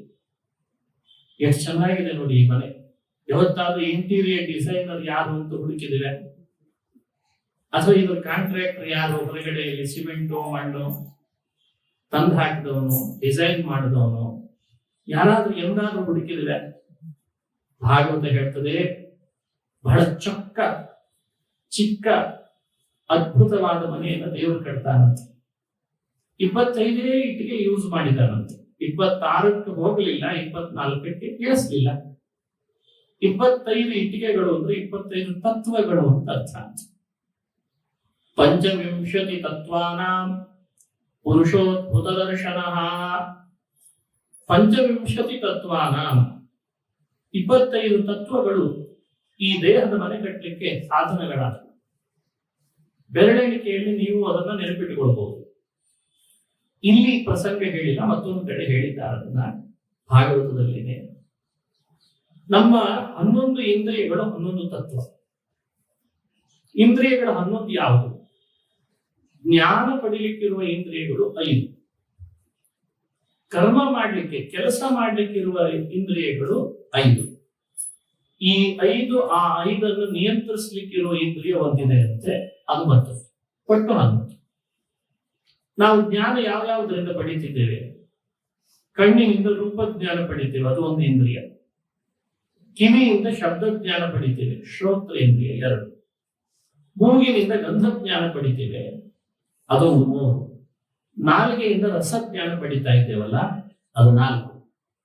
ತ್ವಗೀಂದ್ರಿಯದಿಂದ ಸ್ಪರ್ಶ ಜ್ಞಾನ ಪಡಿತೇವೆ, 5. ನೋಡಿ, ಇದಕ್ಕೆ 5 ಇಂದ್ರಿಯಗಳು ಜ್ಞಾನೇಂದ್ರಿಯ ಅಂತ ಕರೀತಾರೆ. ನಿಮಗೆ ಗೊತ್ತಿಲ್ಲದಲ್ಲ, ಎಲ್ಲ ನಿಮಗೆ ಗೊತ್ತಿದ್ದದ್ದೇ ವಿಷಯಗಳು. ಇವುಗಳಿಗೆ ತತ್ವ ಅಂತ ಹೆಸರಿಟ್ಟು ಹಿರಿಯರು. ತತ್ವ ಅಂತ ಯಾಕೆ ಕರೀತಾರೆ ಅನ್ನೋದು ಚರ್ಚೆ ಆಮೇಲೆ ಮಾಡೋಣ. ಇನ್ನು 5ರಿಂದ ಕೆಲಸ ಮಾಡ್ತಿದ್ದೇವೆ ನಾವು, ಅದಕ್ಕೆ ಕರ್ಮೇಂದ್ರಿಯ ಅಂತ ಹೆಸರಿಟ್ಟು. ಕರ್ಮ ಅಂದ್ರೆ ಯಾವುದೋ ಪುಣ್ಯ ಪಾಪ ಅಂತ ಹೆದರಬಾರ್ದು. ಈಗ ಕರ್ಮ ಅಂದ್ರೆ ಕೆಲಸ, ಆಕ್ಷನ್ಸ್ ಇನ್ ದ ಬಾಡಿ. ನಮ್ಮ ದೇಹದೊಳಗೆ ಯಾವ ಇಂದ್ರಿಯಗಳಿಂದ ನಾವು ಕೆಲಸ ಮಾಡ್ತೀವೋ ಅವು ಕರ್ಮೇಂದ್ರಿಯ ಅಷ್ಟೇ. ನಮ್ಮ ದೇಹದೊಳಗೆ ಕೆಲಸ ಮಾಡುವ ಮೊಟ್ಟ ಮೊದಲನೇ ಇಂದ್ರಿಯ ಪರಿಗಣಿತವಾದದ್ದು ಮಾತು. ಮಾತು ಅನ್ನೋದು ಒಂದು ಆಕ್ಷನ್. ಒಳಗಡೆಯಲ್ಲಿ ಪೆಟ್ಟಿಗೆ ಇಟ್ಟಿದ್ದಾನೆ, ಹೇಗೆ ಪೆಟ್ಟಿಗೆ ಇಟ್ಟಿರ್ತದಲ್ಲ, ಸೇಮ್ ಹಾಗೆ ಇಲ್ಲ. ಅದನ್ನ ನೋಡಿ ಅದನ್ನ ಕಂಡು ಹಿಡಿದದ್ದು. ಹೀಗೆ ಮಾಡ್ತಾರೆ. ಈಗ ಎಲೆಕ್ಟ್ರಿಕ್ ಬಂದದಕ್ಕೆ ಈ ಉದಾಹರಣೆ ಸ್ವಲ್ಪ ಕಷ್ಟ ಆಗ್ತದೆ. ಅಲ್ಲ, ಕೈಲಿ ಹೀಗೆ ಮಾಡುವಾಗ ಗಾಡಿ ಬರ್ತದಾನೆ, ಅಲ್ಲೊಂದು ಸಣ್ಣ ಪರದೆ ಇರ್ತದೆ. ಆ ಪರದೆ ಮೇಲ್ಭಾಗಕ್ಕೆ ಬಡಿತದೆ, ಬಡದ ಕೂಡಲೇ ಅಲ್ಲಿಂದ ಒಂದು ವಾಯ್ಸ್ ಬರ್ತದೆ. ಹಾಗೆ ತಾನೇ ಕಂಡು ಹಿಡಿದು. ಇದು ನಮ್ಮ ದೇಹ. ನಾಭಿಯಿಂದ ಗಾಳಿ ಹೊರಡ್ತದೆ. ಹೊರಟ ಗಾಳಿ ಕಂಠದ ಭಾಗಕ್ಕೆ ಬಡಿತದೆ, ಬಡದ ಕೂಡಲೇನೆ ಧ್ವನಿ ಬರ್ತದೆ. ಅದನ್ನ ಮಾಡಿಸೋನು ಯಾರು? ಅಗ್ನಿ. ಆ ಅಗ್ನಿ ವಾಗೀಂದ್ರಿಯದ ದೇವತೆ. ಆ ವಾಕ್ ಅನ್ನೋದು ಇಂದ್ರಿಯ ಇದೆ, ಅದು ಕರ್ಮೇಂದ್ರಿಯದ ಮೊದಲನೇ ಸ್ಥಾನ ಪಡೆದಿದೆ. ಜಗತ್ತಿನಲ್ಲಿ ಬಹಳ ಕಮ್ಯುನಿಕೇಟ್ ಮಾಡ್ಲಿಕ್ಕೆ ಇರುವ ಒಂದು ಅದ್ಭುತ ಸಾಧನ. ಆಮೇಲೆ 2ನೇದು ಕೈ. ಅದನ್ನ ಪಾಣಿ ಇಂದ್ರಿಯ ಅಂತ ಕರೀತಾರೆ. ವಾಕ್ ಪಾಣಿ. ಕೈಗಳಿಂದ ಎಷ್ಟು ಕೆಲಸ ಮಾಡ್ತೀವಿ ಪ್ರತ್ಯೇಕ ವಿವರಣೆ ಮಾಡಬೇಕಾಗಿಲ್ಲ. ಕಾಲು, ಅದು 3. ಇನ್ನೆರಡಿದ್ದಾವೆ. ಮೂತ್ರ ಮಲ ವಿಸರ್ಜನೆ ಮಾಡುವ ಇಂದ್ರಿಯಗಳು. ಮಲ ಮತ್ತು ಮೂತ್ರಕ್ಕೆ 2 ಬೇರೆ. ಹಾಗಾದ್ರೆ 3, 5, 3 ಮತ್ತು 2, 5 ಆಯ್ತು.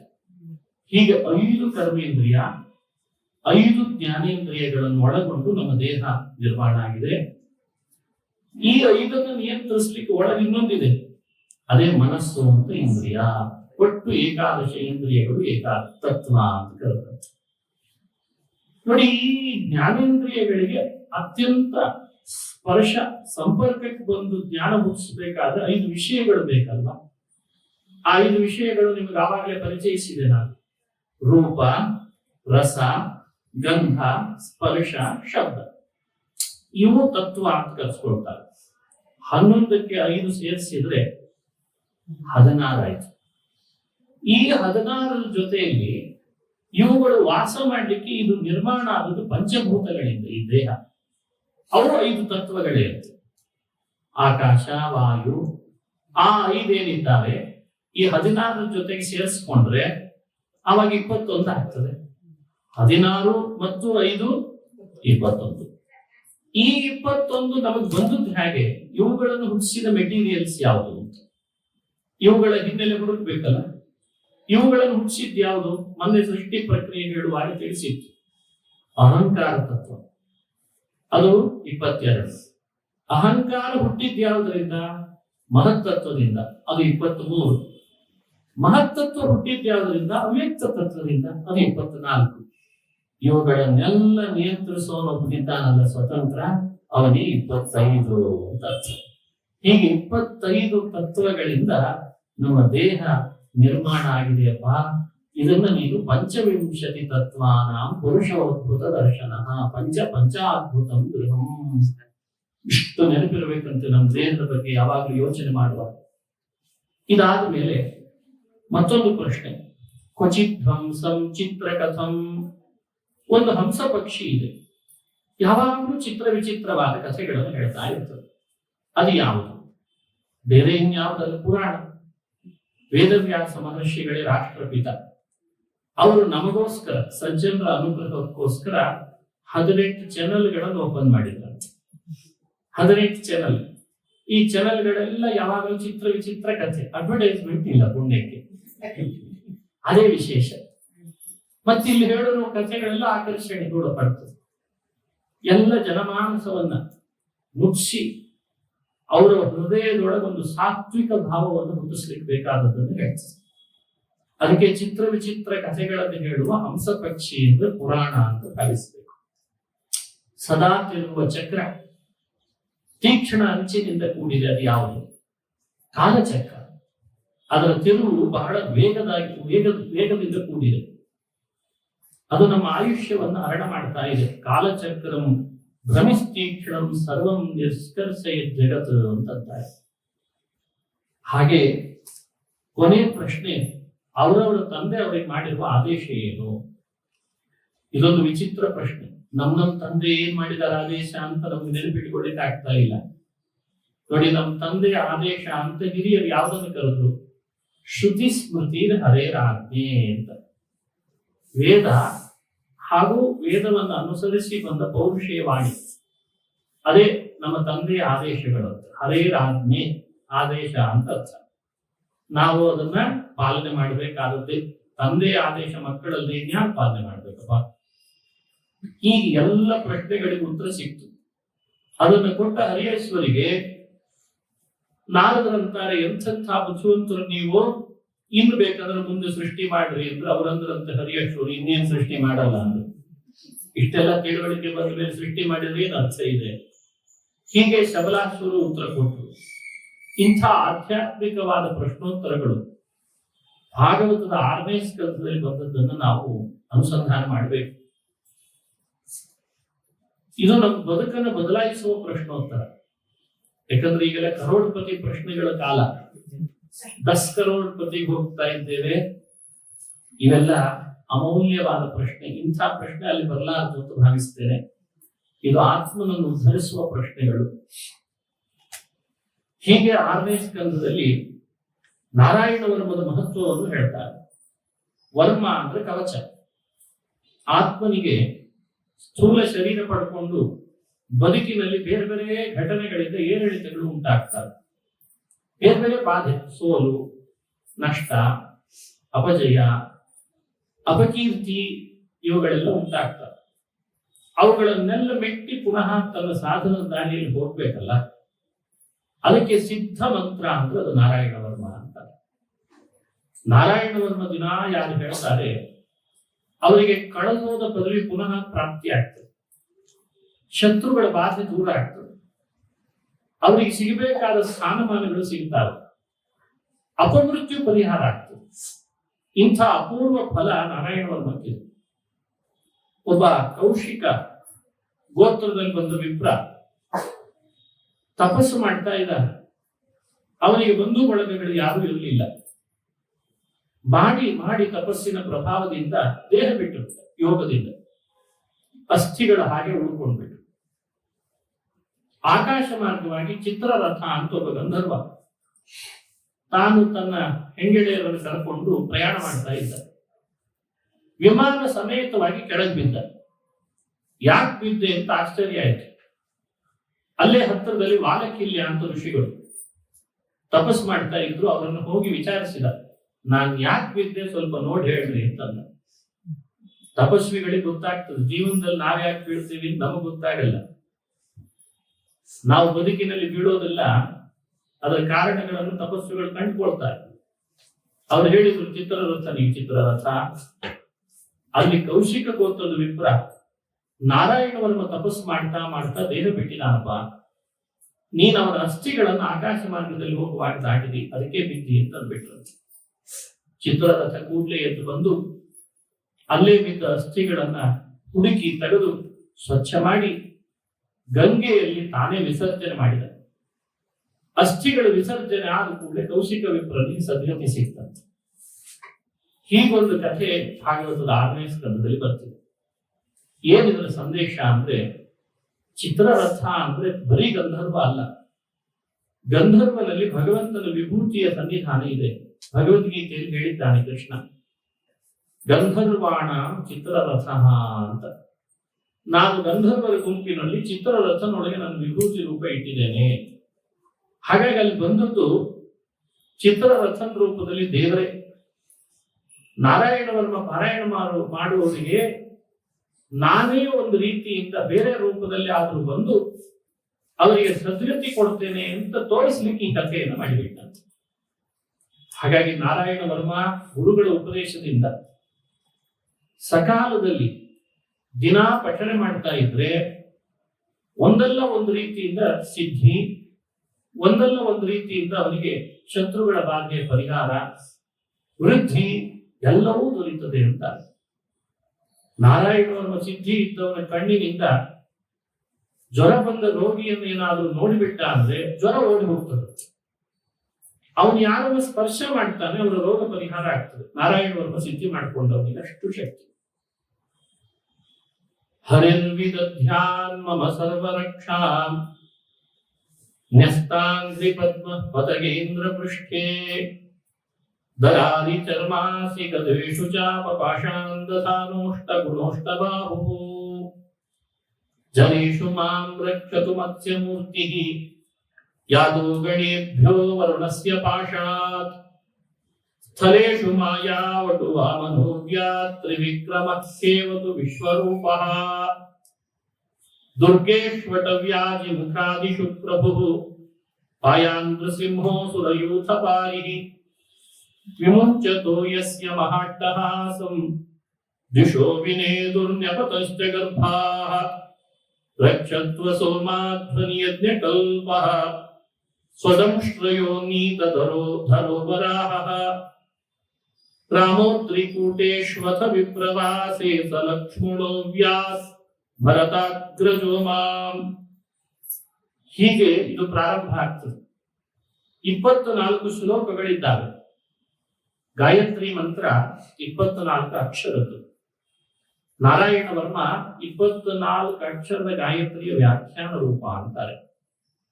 ಹಾಗಾಗಿ ಇದಕ್ಕೆ ಮತ್ತಷ್ಟು ಶಕ್ತಿ ಹೆಚ್ಚು. ನಮ್ಮ ದೇಹದೊಳಗೆ ಎಲ್ಲೆಲ್ಲಿ ಯಾವ್ಯಾವ ಥರದ ಆಪತ್ತು ಬರ್ಲಿಕ್ಕೆ ಇರ್ತದೆ, ಭಗವಂತ ಈ ರೂಪಗಳಿಂದ ರಕ್ಷಿಸಲಿ ಅಂತ ಪ್ರಾರ್ಥನೆ ಮಾಡುವುದೇ ನಾರಾಯಣ ವರ್ಮದ ಸಾರ. ನೀರಿನಲ್ಲಿ ಓಡಾಡುವಾಗ, ಬೆಟ್ಟ ಗುಡ್ಡಗಳಲ್ಲಿ ಸಂಚರಿಸುವಾಗ, ಬೆಳಗ್ಗೆ, ಮಧ್ಯಾಹ್ನ, ಸಾಯಂಕಾಲ, ರಾತ್ರಿ, ಹೀಗೆ ಕಾಲ ಕಾಲಕ್ಕೆ ಭಗವಂತನ ಒಂದೊಂದು ರೂಪಗಳು ನಮಗೆ ರಕ್ಷಕವಾಗಲಿ ಅಂತ ಪ್ರಾರ್ಥನೆ ಮಾಡುವುದು ನಾರಾಯಣ ವರ್ಮ. ಇಂಥ ನಾರಾಯಣ ವರ್ಮವಂತೆ ದೇವೇಂದ್ರ ಉಪದೇಶ ಪಡೆದಂತೆ ವಿಶ್ವರೂಪದಿಂದ ಅಸುರರೆಲ್ಲ ಅವನನ್ನು ಸೋಲಿಸಿದ್ದು. ಈ ಉಪದೇಶ ಪಡ್ಕೊಂಡ್ಮೇಲೆ ಮತ್ತೆ ಶಕ್ತಿ ಬಂತಂತ ಆತನಿಗೆ.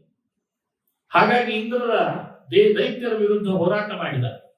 ನಾರಾಯಣ ವರ್ಮದ ಶಕ್ತಿಯಿಂದ ದೈತ್ಯರನ್ನು ಸೋಲಿಸಿ ಪುನಃ ತನ್ನ ಪದವಿಯನ್ನ ಸಂಪತ್ತನ್ನು ಪಡೆದ ಅಂತ ಭಾಗವತ ಹೇಳ್ತಾರೆ. ಇದೇ ನಾರಾಯಣ ವರ್ಮದ ಸಿದ್ಧಿ ದಧೀಚಿ ಎಂದು ಋಷಿಗಳಿಗಿತ್ತು. ಹಾಗಾಗಿ ಅವರ ಅಸ್ಥಿಗಳಲ್ಲೆಲ್ಲ ನಾರಾಯಣ ಸನ್ನಿಧಾನ ಬಂತು. ಇಂದ್ರ ವಜ್ರಾಯುಧ ಮಾಡಿಕೊಂಡ ಅವರ ಅಸ್ಥಿಗಳನ್ನ. ನಾರಾಯಣನ ಸನ್ನಿಧಾನ ನಾರಾಯಣ ವರ್ಮದಿಂದ ಬಂದಿದೆ, ಅದೇ ವಜ್ರಾಯುಧವಾಯಿತು. ಅಂದ್ರೆ ನಾರಾಯಣನೇ ವಜ್ರಾಯುಧವಾದ. ವೃತ್ರ ಅನ್ನೋ ಅಸುರನ ಸಂಹಾರಕ್ಕೆ ನಾರಾಯಣನೇ ಬಂದ ವಜ್ರಾಯುಧದ ರೂಪದಲ್ಲಿ ಅಂತ ಭಾಗವತ ತಿಳಿಸ್ತದೆ. ಹಾಗಾಗಿ ನಾರಾಯಣ ವರ್ಮ ಸ್ತ್ರೀಯರಿಗೂ ಪುರುಷರಿಗೂ, ಸ್ತ್ರೀಯರಿಗೆ ಅಂತ ವಾದರಾಜರು ಕನ್ನಡದಲ್ಲಿ ಒಂದು ನಾರಾಯಣ ವರ್ಮ ಅಂತ ಮಾಡಿಕೊಟ್ಟಿದ್ದಾರೆ. ಪುರುಷರಿಗೆ ಭಾಗವತದಲ್ಲಿರುವ ನಾರಾಯಣ ವರ್ಮ ಪಾರಾಯಣಕ್ಕೆ ಉಚಿತವಾಗಿದೆ. ಇದನ್ನು ಪಾರಾಯಣ ಮಾಡಿ ತಮ್ಮ ಕಷ್ಟಗಳನ್ನು ಪರಿಹರಿಸಿಕೊಳ್ಳಿ ಅಂತ ಭಾಗವತ ಸಂದೇಶ ಕೊಡ್ತದೆ.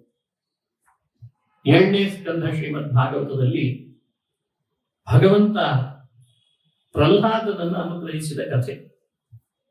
ಹೇಗಿದ್ದ ಪ್ರಹ್ಲಾದ, ಪ್ರಹ್ಲಾದನ ಗುಣಗಳು ಏನು, ನಾರದರ ಬಾಯಲ್ಲಿ ಕೇಳಬೇಕಂತ. ಅವನ ಗುಣಗಳೆಲ್ಲ ಒಬ್ಬೊಬ್ಬ ಭಕ್ತನಿಗೆ ಸ್ಫೂರ್ತಿ ಆಗ್ತದೆ.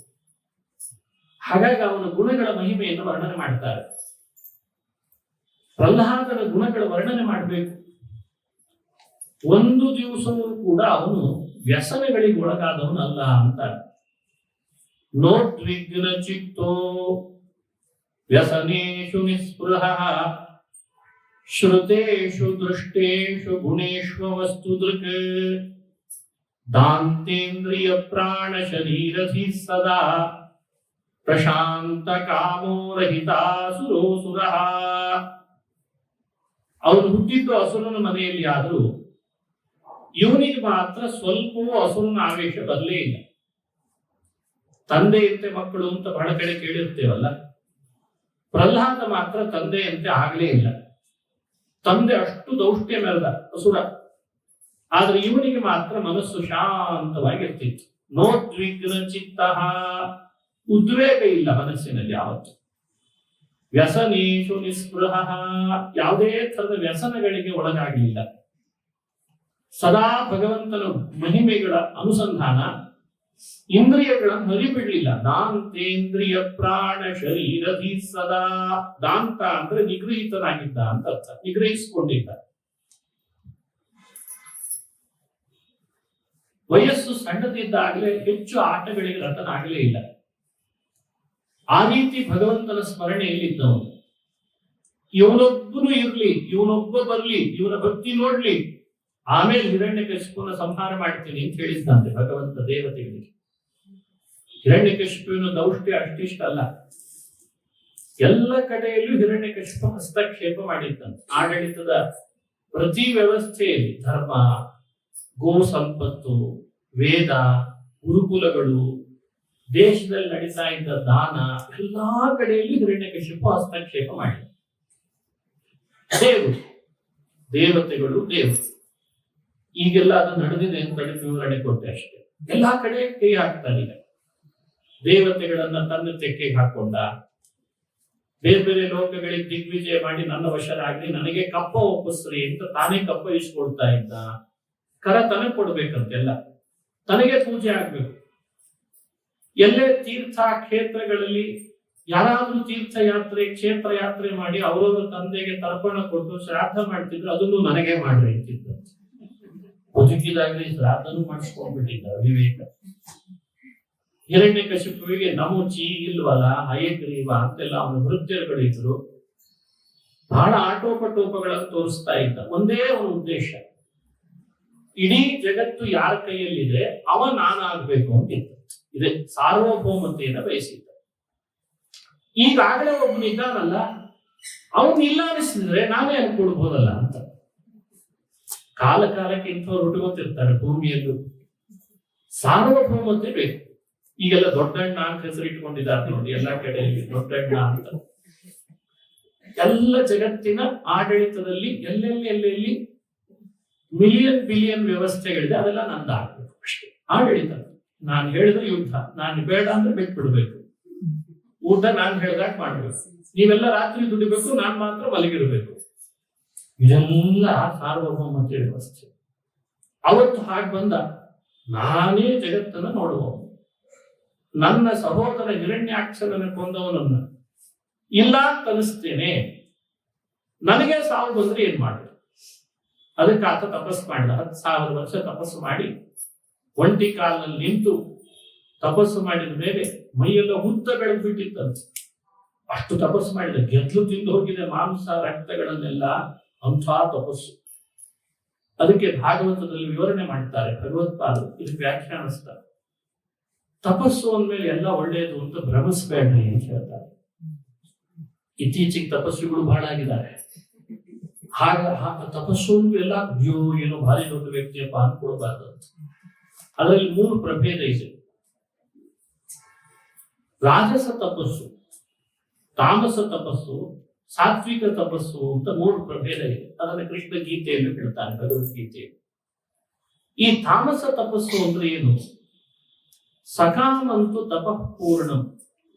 ಕ್ರೂರ ಮನಸ್ಸಿನೊಳಗೆ ಬಹಳ ಕ್ರೌರ್ಯ ತುಂಬಿಕೊಂಡು ಅಧಿಕಾರದ ಬಯಕೆಯಿಂದ, ಲಾಲಸೆಯಿಂದ ತಪಸ್ಸಿಗೆ ಕೊಡ್ತಾರಂತೆ. ಅದು ಸಕಾಮವಾದ ತಪಸ್ಸು. ಅದು ಬಹಳ ಕ್ರೌರ್ಯದಿಂದ ಕೂಡಿರ್ತದೆ. ಅದು ಅವನು ಮಾಡೋದು ಅವನಿಗಷ್ಟೇ ಅಲ್ಲ, ಬೇರೆಯವರಿಗೆಲ್ಲ ಅದರಿಂದ ಪರಿಣಾಮ ಜಾಸ್ತಿ ಆಗ್ತದೆ, ಅದರಿಂದ ಬಾಧೆ ಉಂಟಾಗ್ತದೆ. ಹಿರಣ್ಯಕಶಿಪುವಿನ ತಪಸ್ಸನ್ನ ಕ್ರೂರ ತಪಸ್ಸು ಅಂತ ವಿವರಣೆ ಮಾಡ್ತದೆ. ಹಾಗಾಗಿ ತಪಸ್ಸು ಅಂದ್ರೆ ಬಹಳ ಒಳ್ಳೆಯದು ಅನ್ಕೊಳ್ಬೇಡಿ. ಸಜ್ಜನರಿಗೆಲ್ಲ ಕಸಿವಿಸಿ ಆಗ್ತಾ ಇತ್ತಂತ ತಪಸ್ಸಿಗೆ ಕೂತಾಗ. ಏನ್ ಕೇಳ್ಕೊಂಡ್ ಬರ್ತಾನೋ, ಏನ್ ದುರಾಡಳಿತದ ವ್ಯವಸ್ಥೆ ಮಾಡ್ತಾನೋ, ಎಲ್ಲ ಉಚಿತ ಖಚಿತ ಕೊಟ್ಬಿಟ್ರೆ ಸ್ಥಿತಿ ಏನಾಗ್ಬೇಡ ಅಂತ ಎಲ್ಲರೂ ಪಾಪ ಕಳವಳಗೊಳ್ತಾ ಇದ್ದಾರೆ. ಸಮಾಜ ದೂರದೃಷ್ಟಿ ಇರಲ್ಲ. ಹೀಗೆ ಅವನು ತಪಸ್ಸು ಮಾಡುವಾಗ ಅಷ್ಟು ಕ್ರೌರ್ಯ ತುಂಬಿಕೊಂಡಿತ್ತು ಒಳಗಡೆ. ಬ್ರಹ್ಮ ಬಂದ. ಯಾಕೆ ಬಂದ ಅಂದ್ರೆ ದೇವತೆಗಳು ಒತ್ತಾಯ ಮಾಡಿದ್ರು. ಇವನು ತಪಸ್ಸು ಮಾಡ್ತಾ ಮಾಡ್ತಾ ಕ್ರೌರ್ಯ ಮೆರಿತಿದ್ರೆ ಕಾಡಿನ ಪ್ರಾಣಿಗಳಿಗೆ ಬಹಳ ದುಃಖ ಆಗ್ತಿತ್ತಂತ. ಹಾಗಿತ್ತು ಅವನು, ಬೇವಸ್ ಆಗಿತ್ತು ಅವನ ದೇಹದಲ್ಲಿ ಬರ್ತಾ ಇದ್ದಂತಹ ವಿಚಿತ್ರವಾದ ಬೆಂಕಿಯ ಕಿಡಿಗಳು ದೇವಲೋಕ ತಾಕ್ತಿತ್ತು ಅಂತ ಹೇಳ್ತದೆ ಭಾಗವತ. ಅದಕ್ಕೆ ದೇವತೆಗಳೇ ಸಾಕಾಗಿ ಹೋಗಿ ಬ್ರಹ್ಮದೇವರ ಹತ್ರ ಕೇಳ್ಕೊಂಡ್ರು, ಮೊದಲು ಅವನಿಗೊಂದು ಏನಾದ್ರೂ ವರ ಕೊಟ್ಟು ನೀವೇ ಅವನು ಕಳಿಸ್ಬಿಡ್ರಿ ಕಾಟಿನಿಂದ, ಅವನ ತಪಸ್ಸಿ ಕೂತದ್ದೇ ದೊಡ್ಡ ತಪ್ಪಾಗಿದೆ, ನಮಗೆಲ್ಲ ಕಠಿಣ ಆಗಿದೆ. ಬ್ರಹ್ಮದೇವರು ಹೇಳಿದ್ರು, ಕೊಡೋ ತನಕ ನೀವು ಹೀಗಂತೀರಿ, ಕೊಟ್ಟ ಮೇಲೆ ಯಾಕೆ ಕೊಟ್ರಿ ಅಂತ ಕೇಳಬಾರದು. ಕೆಲವರಿಗೆ ಸವಲತ್ತು ಕೊಡೋ ತನಕ ಒಂದು ವಾದ, ಕೊಟ್ಟ ಯಾಕೆ ಕೊಟ್ರಿ, ಕೊಡದೇ ಇದ್ರೆ ಯಾಕೆ ಕೊಡ್ಲಿಲ್ಲ. ಇದು ಇವತ್ತು ದೇಶದ ದುಸ್ಥಿತಿ. ಮಾಡಿದ್ರೆ ಒಂದು, ಸಮೀಕ್ಷೆ ಮಾಡಿದ್ರೆ ಒಂದು, ಸಮೀಕ್ಷೆ ಮಾಡದೇ ಇದ್ರೆ ಒಂದು.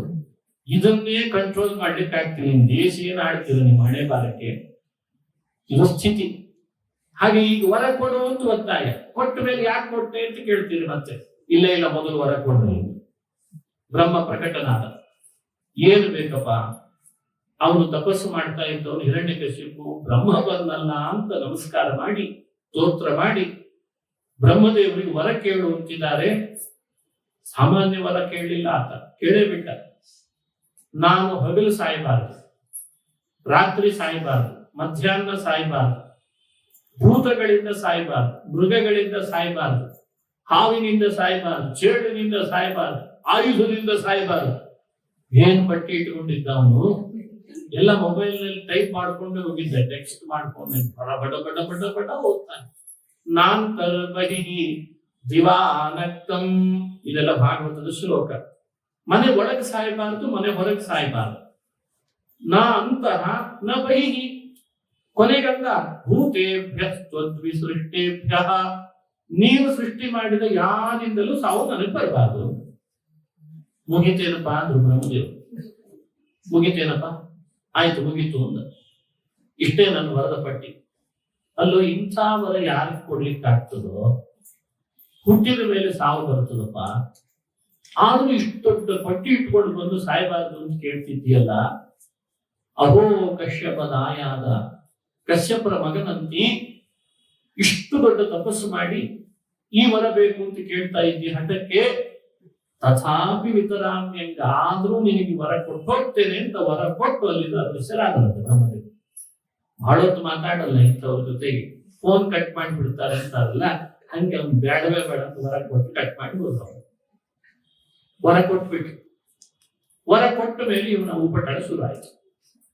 ಏನ್ ಉಪಟಳ ಮಾಡ್ತಾನೆ, ಎಲ್ಲಿ ಹೋಗ್ತಿರಲ್ಲಿ ತನ್ನ ಸಾಮ್ರಾಜ್ಯಶಾಹಿ ಧೋರಣೆ, ತನ್ನ ಅಧಿಕಾರದ ಧೋರಣೆ, ತನ್ನ ಸ್ವಾರ್ಥ, ಎಲ್ಲಿ ಹೋಗ್ತಿರಲಿ ವಂಚನೆ, ತಲೆ ಹೊಡೆಯೋದು, ಗೋವುಗಳನ್ನು ಹಿಂಸಿಸೋದು, ಗುರುಕುಲಗಳನ್ನು ಮುಚ್ಚಿಸೋದು, ದೇವಸ್ಥಾನಗಳಿಗೆ ಬೀಗ ತೆಗೆಯೋದು, ವೇದ ಹೇಳೋರನ್ನು ನಾಲಿಗೆ ಕತ್ತರಿಸೋದು, ಯಜ್ಞಗಳು ನಡೀತಾ ಇದ್ರೆ ರಕ್ತ ಸುರಿಸೋದು, ಇಂಥವೆಲ್ಲ ಮಾಡಿಬಿಟ್ಟ. ಇದನ್ನ ನೋಡಿ ದೇವತೆಗಳು ಮತ್ತೆ ಬ್ರಹ್ಮದೇವರ ಹತ್ರ ಬಂದರು. ನಾವೇನೋ ವರ ಕೊಡು ಅಂತಂದಿದ್ವಿ ಅವತ್ತು, ಅವನಿಗೆ ವರ ಕೊಡಬಾರ್ದಾಗಿತ್ತು, ಇನ್ನು ನೀವೇ ಏನಾದ್ರೂ ಉಪಾಯ ಹೇಳಿ. ಮತ್ತೆ ಬ್ರಹ್ಮದೇವರಂದ್ರು, ನಾನಾಗ್ಲಿ ಶಿವನಾಗ್ಲಿ ವರ ಕೊಡೋದಷ್ಟೇ ನಮ್ ಕೆಲಸ. ಭಾಗವತ ಅದನ್ನು ನಿಶ್ಚಯಿಸಿಕೊಡ್ತದೆ. ಲೋಕದಲ್ಲಿ ವರ ಕೊಡೋರು ಇಬ್ಬರಂತೆ, ಅದರಿಂದ ಆಗುವ ಸಮಸ್ಯೆಗಳನ್ನು ಪರಿಹಾರ ಮಾಡೋರು ಒಬ್ಬರಂತೆ. ಅದರಿಂದಲೇ ಯಾರು ಸರ್ವೋತ್ತಮ ಅಂತ ತೇರಿದೆ ಅಂತ ಭಾಗವತ ಹೇಳ್ಕೊಡ್ತಾರೆ.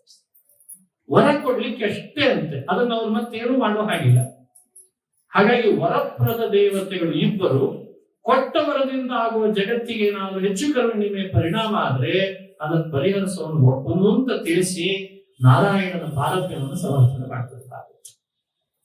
ಎಲ್ಲರೂ ಹೋದ್ರಂತೆ ದೇವತೆಗಳು, ಬ್ರಹ್ಮದೇವರು ನಾರಾಯಣನ ಬಳಿಗೆ.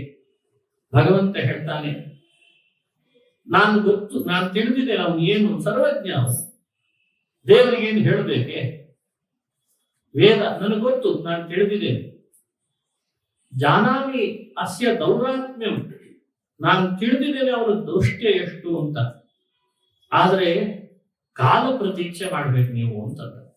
ಯಾರಿಗಾಗಿ?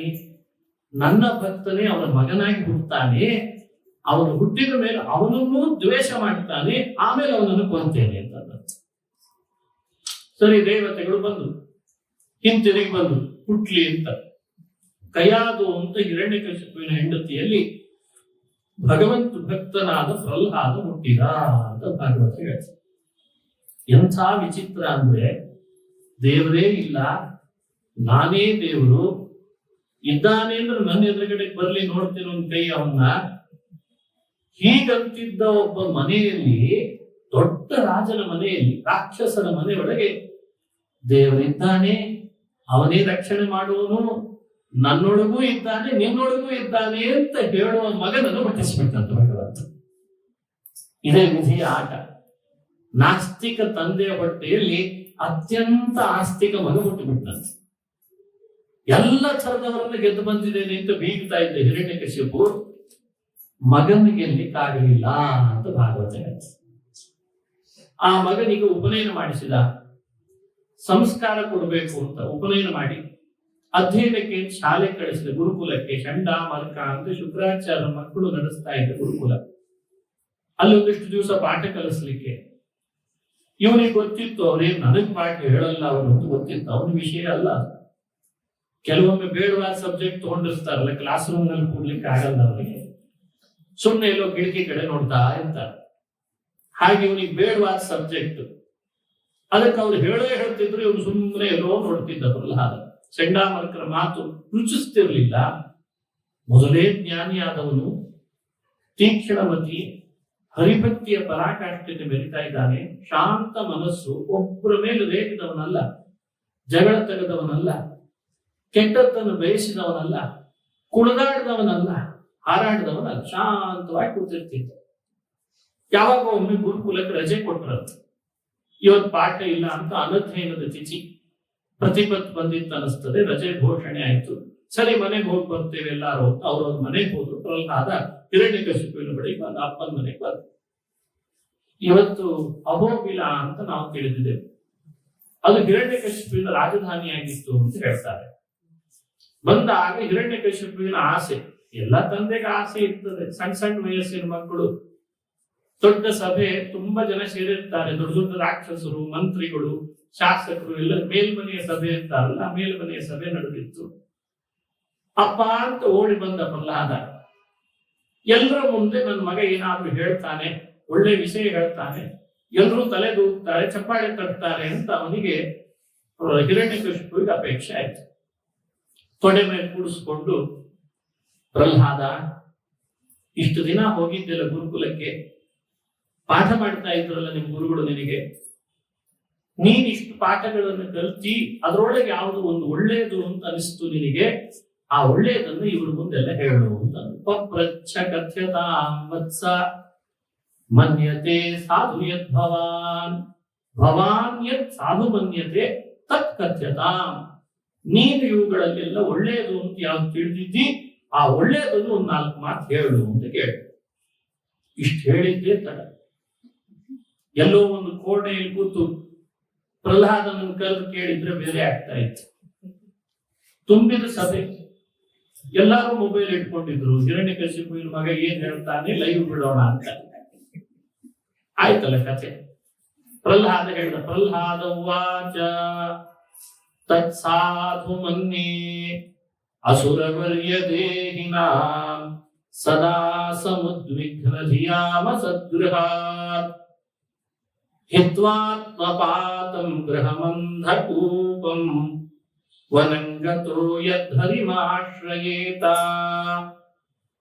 ತತ್ಸಾಧು ಮನ್ಯೆ, ಒಳ್ಳೆಯದು ಯಾವುದು ಅಂತ ಕೇಳಿದೆಲ್ಲಪ್ಪ. ನನ್ನ ದೃಷ್ಟಿಯಲ್ಲಿ ಒಳ್ಳೆಯದು ಅಂದ್ರೆ ಅದೇ. ಹಿತ್ವಾ ಆತ್ಮಪಾತಂ ಗೃಹಂ ಅಂಧಕೂಪಂ ಅಂತ ಅನ್ಬಿಟ್ಟು, ರತ್ನಗಂಬಳಿ ಹಾಸಿರಬಹುದು, ವಜ್ರದ ತೊಲೆಗಳನ್ನ ನೀನು ಹಾಕಿರಬಹುದು, ಬಂಗಾರದ ಮಂಟಪಗಳನ್ನು ಕಟ್ಟಿಸಿರಬಹುದು, ಆದ್ರೆ ಇದೆಲ್ಲ ನನಗೆ ಅಂಧಕಾರ, ಅಂಧಕೂಪ ಅಂತ ಅನ್ಬಲ್ಲ. ಯಾಕೆ? ಹರಿನಾಮ ಸ್ಮರಣೆ ಇಲ್ಲ, ಹರಿಯ ಗುಣಗಳ ಕೀರ್ತನೆ ಇಲ್ಲ, ಹರಿಕಥಾ ಶ್ರವಣ ಇಲ್ಲ, ಹರಿ ಪೂಜೆ ಇಲ್ಲ. ಇದು ಯಾವುದು ಮನೆಯಲ್ಲ, ಇದು ಅಂಧಕಾರ ಅಂದ್ಬಿಟ್ಟ. ಒಳ್ಳೇದು ಯಾವುದು? ಹಿತ್ವಾತ್ಮಪಾತಂ ಗೃಹಮಂಧಕೂಪಂ ವನಂಗತೋ ಯದ್ಧರಿಮಾಶ್ರಯೇತ. ವನಂ, ಸಜ್ಜನರ ಸಮೂಹ ಎಲ್ಲಿ ಸೇರಿರುತ್ತದೆ ಅದು ವನ. ಅಲ್ಲಿ ಹರಿಸ್ಮರಣೆ ನಡೀತಿರ್ತದೆ, ಹರಿಕಥಾ ಶ್ರವಣ, ಹರಿಭಜನೆ ಮಾಡ್ತಿರ್ತಾರೆ. ಅಲ್ಲಿ ನಾನು ಪಾಲ್ಗೊಳ್ಬೇಕು, ಅದೇ ನನಗೆ ಒಳ್ಳೆಯದು ಅಂತ ಅನಿಸ್ತಾ ಇದೆ ಅಂತ ಆ ಅವ್ಯಕ್ತ ನುಡಿಗಳಿಂದ ಎಲ್ಲ ರಾಕ್ಷಸರ ಸಮೂಹದಲ್ಲಿ ರಾಕ್ಷಸರು ತೊಡೆ ಮೇಲೆ ಕೂತುಕೊಂಡು ಈ ಮಾತನ್ನು ಹೇಳ್ಬಿಟ್ಟು, ಹರಿನ ಆಶ್ರಯಿಸಬೇಕು, ಹರಿನ ಆಶ್ರಯಿಸುವುದು ಒಳ್ಳೆಯದು, ಸಜ್ಜನರ ಸಮೂಹಕ್ಕೆ ಹೋಗ್ಬೇಕು, ಅಲ್ಲಿ ಪಾಲ್ಗೊಳ್ಬೇಕು, ಅದು ಒಳ್ಳೆಯದು ಅಂತ. ಎಷ್ಟು ಸಿಟ್ಟು ಬರಬೇಡ್ರಿ ಹಿರಣ್ಯಕಶಿಪುವಿಗೆ. ಹಲ್ಕಟದ ಕೈಗಳಲ್ಲಿದ್ದು ಬೆರಳುಗಳನ್ನ ಒಸಿಕೊಂಡ, ಉಬ್ಬು ಗಂಟು ಹಾಕಿದ, ದುರ್ದೃಷ್ಟಿಯಿಂದ ನೋಡಿದ ಹಿರಣ್ಯಕಶಿಪು ಪ್ರಹ್ಲಾದನನ್ನ. ನನ್ನ ಮಗನ ಬಾಯಲ್ಲಿ ಹರಿನಾಮ ಬಂತಲ್ಲ ಅಂತ. ಯಾಕಂದ್ರೆ ಎ ಫಾರ್ ಆಪಲ್ ಬರ್ಬೇಕಾಗಿತ್ತು, ಈ ಟ್ವಿಂಕಲ್ ಟ್ವಿಂಕಲ್ ಬರ್ಬೇಕೀಗ ಮುಖ್ಯ. ಈಗ ಏನಿದ್ರು ಟ್ವಿಂಕಲ್ ಟ್ವಿಂಕಲ್ ಆ ತರ ಬಂದ್ರೆ ಭಾರಿ ಬುದ್ಧಿವಂತ ಮಗ ಅಂತ. ಇಲ್ಲಿ ನೋಡಿದ್ರೆ ಇವ ಹರಿನ ಆಶ್ರಯಿಸ್ಬೇಕು, ಕಾಡಿಗೆ ಹೋಗ್ಬೇಕು, ಸಜ್ಜನರ ಬಳಿಗೆ ಹೋಗ್ಬೇಕು ಅಂತಿದೆಯಲ್ಲ ಇದು ಅಂತ ಸಿಟ್ಟು ಬಂತ ಅವರಿಗೆ. ಭಾರಿ ಸಿಟ್ಟು ಬಂತು. ಕನಿಷ್ಠ ಚಂಡಾಮರ್ಕನು ಏನ್ ಮಾತನಾಡ್ತಿದ್ದ ನನ್ನ ಮಗ, ಹರಿನಾಮ ಯಾರು ಹೇಳ್ಕೊಟ್ರು ಗುರುಕುಲದಲ್ಲಿ? ಅವರು ಹೆದರಿ ಬಿಟ್ರು. ಹಿರಣ್ಯಕಶಿಪುವಿನ ಸಿಟ್ಟು ಆಗಿದ್ದದು, ದೊಡ್ಡಣ್ಣನ ಸಿಟ್ಟು ಇದ್ದಂಗೆ ಅದೆಲ್ಲ. ಹೆದರಿದ್ರು. ಇಲ್ಲ ಈಗ CC ಕ್ಯಾಮ್ರಾ ಹಾಕಿಸ್ತೇವೆ ಸ್ಕೂಲ್ಗಳಿಗೆ, ಶಾಲೆಗಳಿಗೆ, ಯಾರಾದ್ರೂ ಬಂದು ಏನಾದ್ರೂ ಹೇಳ್ಕೊಡ್ತಾರೆ ನಿಮ್ಮ ಮಗನಿಗೆ, ಅಬ್ಸರ್ವೇಷನ್ ಅಲ್ಲಿ ಇಡ್ತೇವೆ ಅಂದ್ರಂತೆ. ಈಗೆಲ್ಲ ಮತ್ತೆ ಮೀಟಿಂಗ್ ಆದಾಗೆಲ್ಲ ಶನಿವಾರ ಅದರದ್ದೇ ಅಲ್ಲ ಮತ್ತೆ ವ್ಯವಸ್ಥೆ. ನಗರಗಳಲ್ಲೆಲ್ಲ ಶಾಲೆಗಳಲ್ಲಿ ಶನಿವಾರ ಪಾಲಕರ ಮೀಟಿಂಗ್ ನಡೀತದೆ, ಪೇರೆಂಟ್ಸ್ ಮೀಟಿಂಗ್. ಏನ್ ಸಮಾಜ ಕಟ್ತಾ ಇದ್ದೇವೆ ನಾವೆಲ್ಲ ಅಂತ ನಮಗೆ ಗೊತ್ತಿಲ್ಲ. ಇಲ್ಲ ಈಗ ಅಬ್ಸರ್ವೇಷನ್ ಅಲ್ಲಿ ಇಟ್ಟಿದ್ದೇವೆ ಅಂತಂದ್ರೆ ಸರಿ. ಮತ್ತೆ ಮುಂದಿನ ಮತ್ತೊಂದು ಅನಧ್ಯಯನದ ತಿಥಿ ಬಂತು. ಅವತ್ತಿನ ದಿನ ಪಾಠ ಇಲ್ಲ ಅಂತ ಮತ್ತೆ ಬಂದ. ಅವತ್ ಪ್ರಶ್ನೆ ಕೇಳುವ ಹಿರಣ್ಯಕಶಿಪು ಬುದ್ಧಿವಂತಿಕೆ ಮಾಡಿದ. ಹೇಳ್ದ, ಕಾಲೇ ನೈತಾ ಅವತಾಯುಷ್ಮನ್ ಯದಶಿಕ್ಷತ್ ಗುರೋದ್ಭವಾನ್ ಪ್ರಹ್ಲಾದಾನುಚ್ಯತಾಂ ತಾತ ಸ್ವಧೀತಂ ಕಿಂಚಿದುತ್ತಮಂ. ಪ್ರಹ್ಲಾದ ತಾತ, ನೀನ್ ಅಧ್ಯಯನ ಮಾಡಿದ್ರೊಳಗೆ ಗುರುಗಳು ಹೇಳ್ಕೊಟ್ಟ ಏನ್ ಶಿಕ್ಷಣ ಇದೆ ಅದರಲ್ಲಿ ಉತ್ತಮ ಯಾವುದೋ ಅದನ್ನು ಹೇಳುವಂತ. ಗುರುಗಳು ಒಂದಾಗಿಲ್ಲ, ಏನೋ ಒಳ್ಳೇದು ಯಾವುದು ಅಂತ ಕೇಳಿದ್ರೆ ಎತ್ತತ್ರ ಪತ್ತತ್ರ ಹೇಳ್ತಾನೆ, ಹರಿನಾಮ ಹೇಳ್ಬೇಕು ಅಂತಾನೆ, ಸಜ್ಜನರ ಸಮೂಹ ಅಂತಾನೀತ. ನಿನ್ನ ಶಿಕ್ಷಕರು ಗುರುಗಳು ಏನ್ ಶಿಕ್ಷಣ ಕೊಟ್ರೋ ಅದನ್ನು ಹೇಳು ಅಂತ. ಅವನ ಬುದ್ಧಿಯಲ್ಲಿ ಯೋಚನೆ ಬಂದದ್ದು ಯಾರ ಬಗ್ಗೆ? ಪ್ರಹ್ಲಾದನೇ ಗುರುಗಳು ಹಿರಣ್ಯಕಶಿಪುವಿನ ಚಂಡಾಮರ್ಕರಲ್ಲ, ಅವನು ನೇಮಕ ಮಾಡಿದ ಚಂಡಾಮರ್ಕರಲ್ಲ. ಅವನು ಗರ್ಭದೊಳಗಿರುವ ಪಾಠ ಕಲಿತಿದ್ದ ಅಂತದೆ ಭಾಗವತ. ಅವನಿಗೆ ಗರ್ಭಚೀಲವೂ ಒಂದು ಕ್ಲಾಸ್ ರೂಮ್ ಆಗಿತ್ತಂತೆ.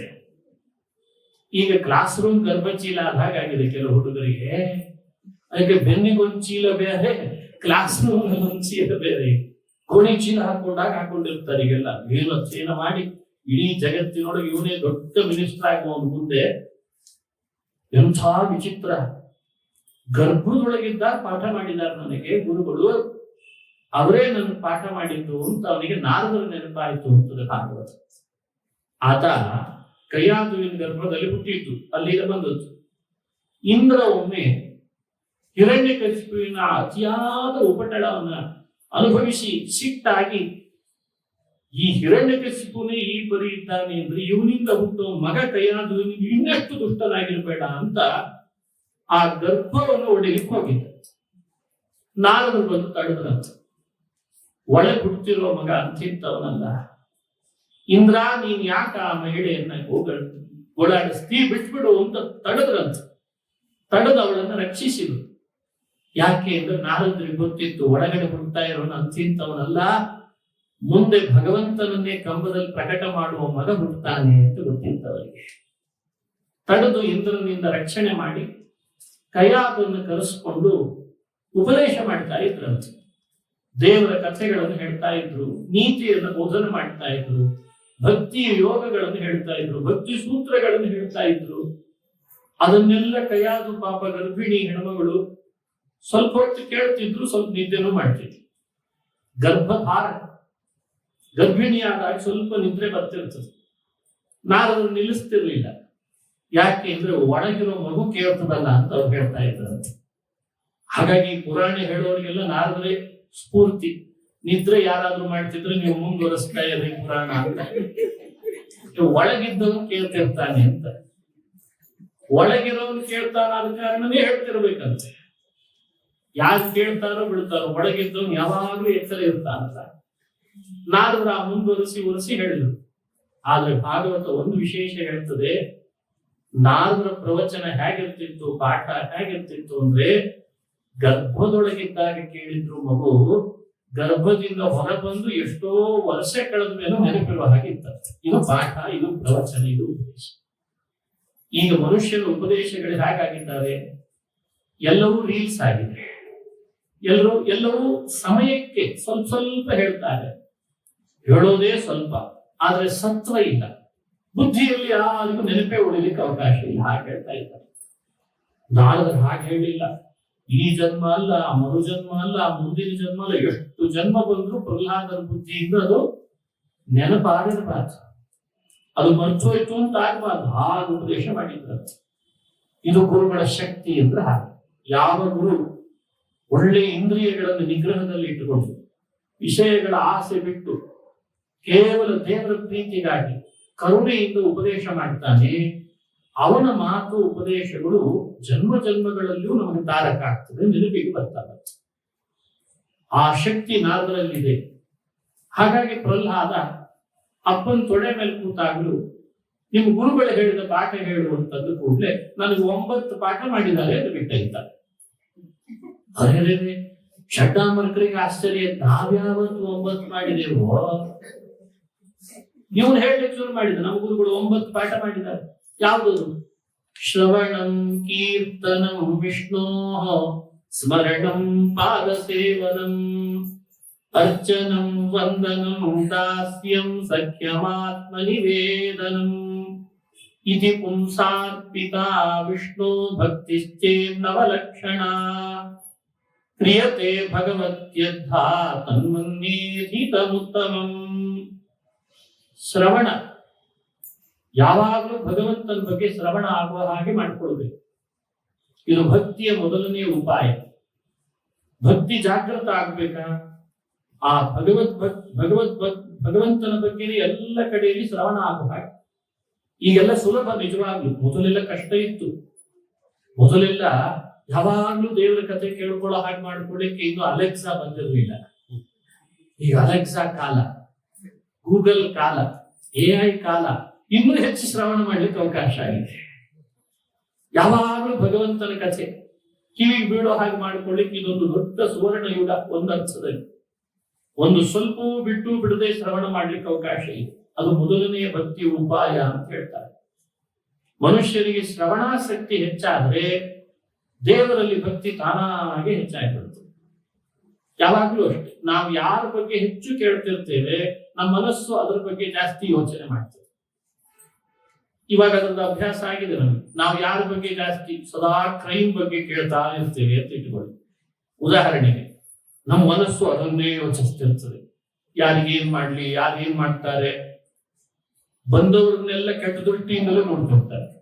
ಯಾಕೆ? ಇವ್ನು ಕೇಳಿದ್ ಯಾವುದೋ ಒಂದು ಕ್ರೈಮ್ ವ್ಯವಸ್ಥೆ, ಅವ್ನು ನೋಡೋದೆಲ್ಲ ಅವರನ್ನೇ ನೋಡ್ತೀವಿ. ಇವ್ನು ಏನ್ ಮೋಸ ಮಾಡ್ತಾನೋ, ಇವ್ ಒಳ್ಳೇದಕ್ಕೆ ಬಂದಿರ್ತಾನೆ, ಇವ್ನ ಆಲೋಚನೆಯಿಂದ ಅವನ ಬಗ್ಗೆ ಕೆಟ್ಟದ್ದನ್ನು ಯೋಚಿಸ್ತಾನೆ. ಅದರ ಬದಲು ಸಾಕಾರ, ಗುಣಪೂರ್ಣ, ಎಲ್ಲರ ಒಳಗಿರುವ ಸಮ, ವಿಷಮನಲ್ಲ, ಕರುಣಾಶಾಲಿ, ಭಕ್ತವತ್ಸಲ, ಭಕ್ತಾಪರಾಧ ಸಹಿಷ್ಣು, ಅವನಷ್ಟು ಕರುಣಾಮಯಿ ಇನ್ಯಾರಿದ್ದಾರೆ? ಹೀಗೆ ಭಗವದ್ ಗುಣಗಳನ್ನೇ ಶ್ರವಣ ಮಾಡ್ತಾ ಇದ್ರೆ ಆ ಶ್ರವಣವೇ ದೇವರಲ್ಲಿ ಭಕ್ತಿ ಹೆಚ್ಚು ಮಾಡಲಿಕ್ಕೆ ಉಪಾಯ ಆಗಿದೆ. ಅದಕ್ಕೆ ಅದನ್ನು ಮೊದಲನೇ ಸ್ಥಾನ ಅಂತ ಕೊಟ್ಟು, ಮೊದಲನೇ ಮೆಟ್ಲು. ಶ್ರವಣ ಬಹಳ ಮುಖ್ಯ ಮನುಷ್ಯನಿಗೆ.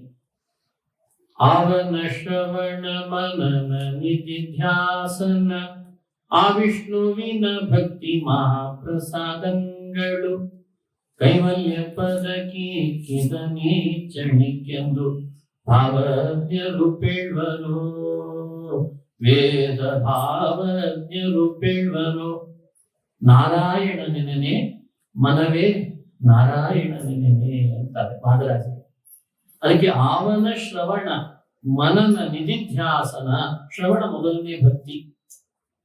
ಆಮೇಲೆ ಎರಡನೇದು ಯಾವುದು? ಶ್ರವಣಂ ಕೀರ್ತನಂ. ಶ್ರವಣ ಹೆಚ್ಚು ಮಾಡಿದವನಿಗೆ ದೇವರ ಕೀರ್ತನ ಮಾಡ್ಲಿಕ್ಕೆ ಬರ್ತದೆ. ಕೀರ್ತನ ಅಂದ್ರೆ ಬಾಯಲ್ಲಿ ಭಗವಂತನ ಪದಗಳನ್ನ ಹಾಡೋದು. ಕಠಿಣ ಇಲ್ಲ, ಸ್ಫುಟವಾಗಿ ಹೇಳಲಿಕ್ಕೆ ಬರ್ತದೆ. ಶ್ರವಣ ಹೆಚ್ಚು ಮಾಡಿದವನಿಗೆ ಆಗ್ತದೆ. ಈಗ ಶ್ರವಣ ಮಾಡೋ ಅಭ್ಯಾಸ ಇಲ್ಲ, ಕೂಡ್ಲೇ ನಾನು ಸಿಂಗರ್ ಆಗ್ತೀನಿ ಅಂತಂತಾರೆ ಈಗೆಲ್ಲ.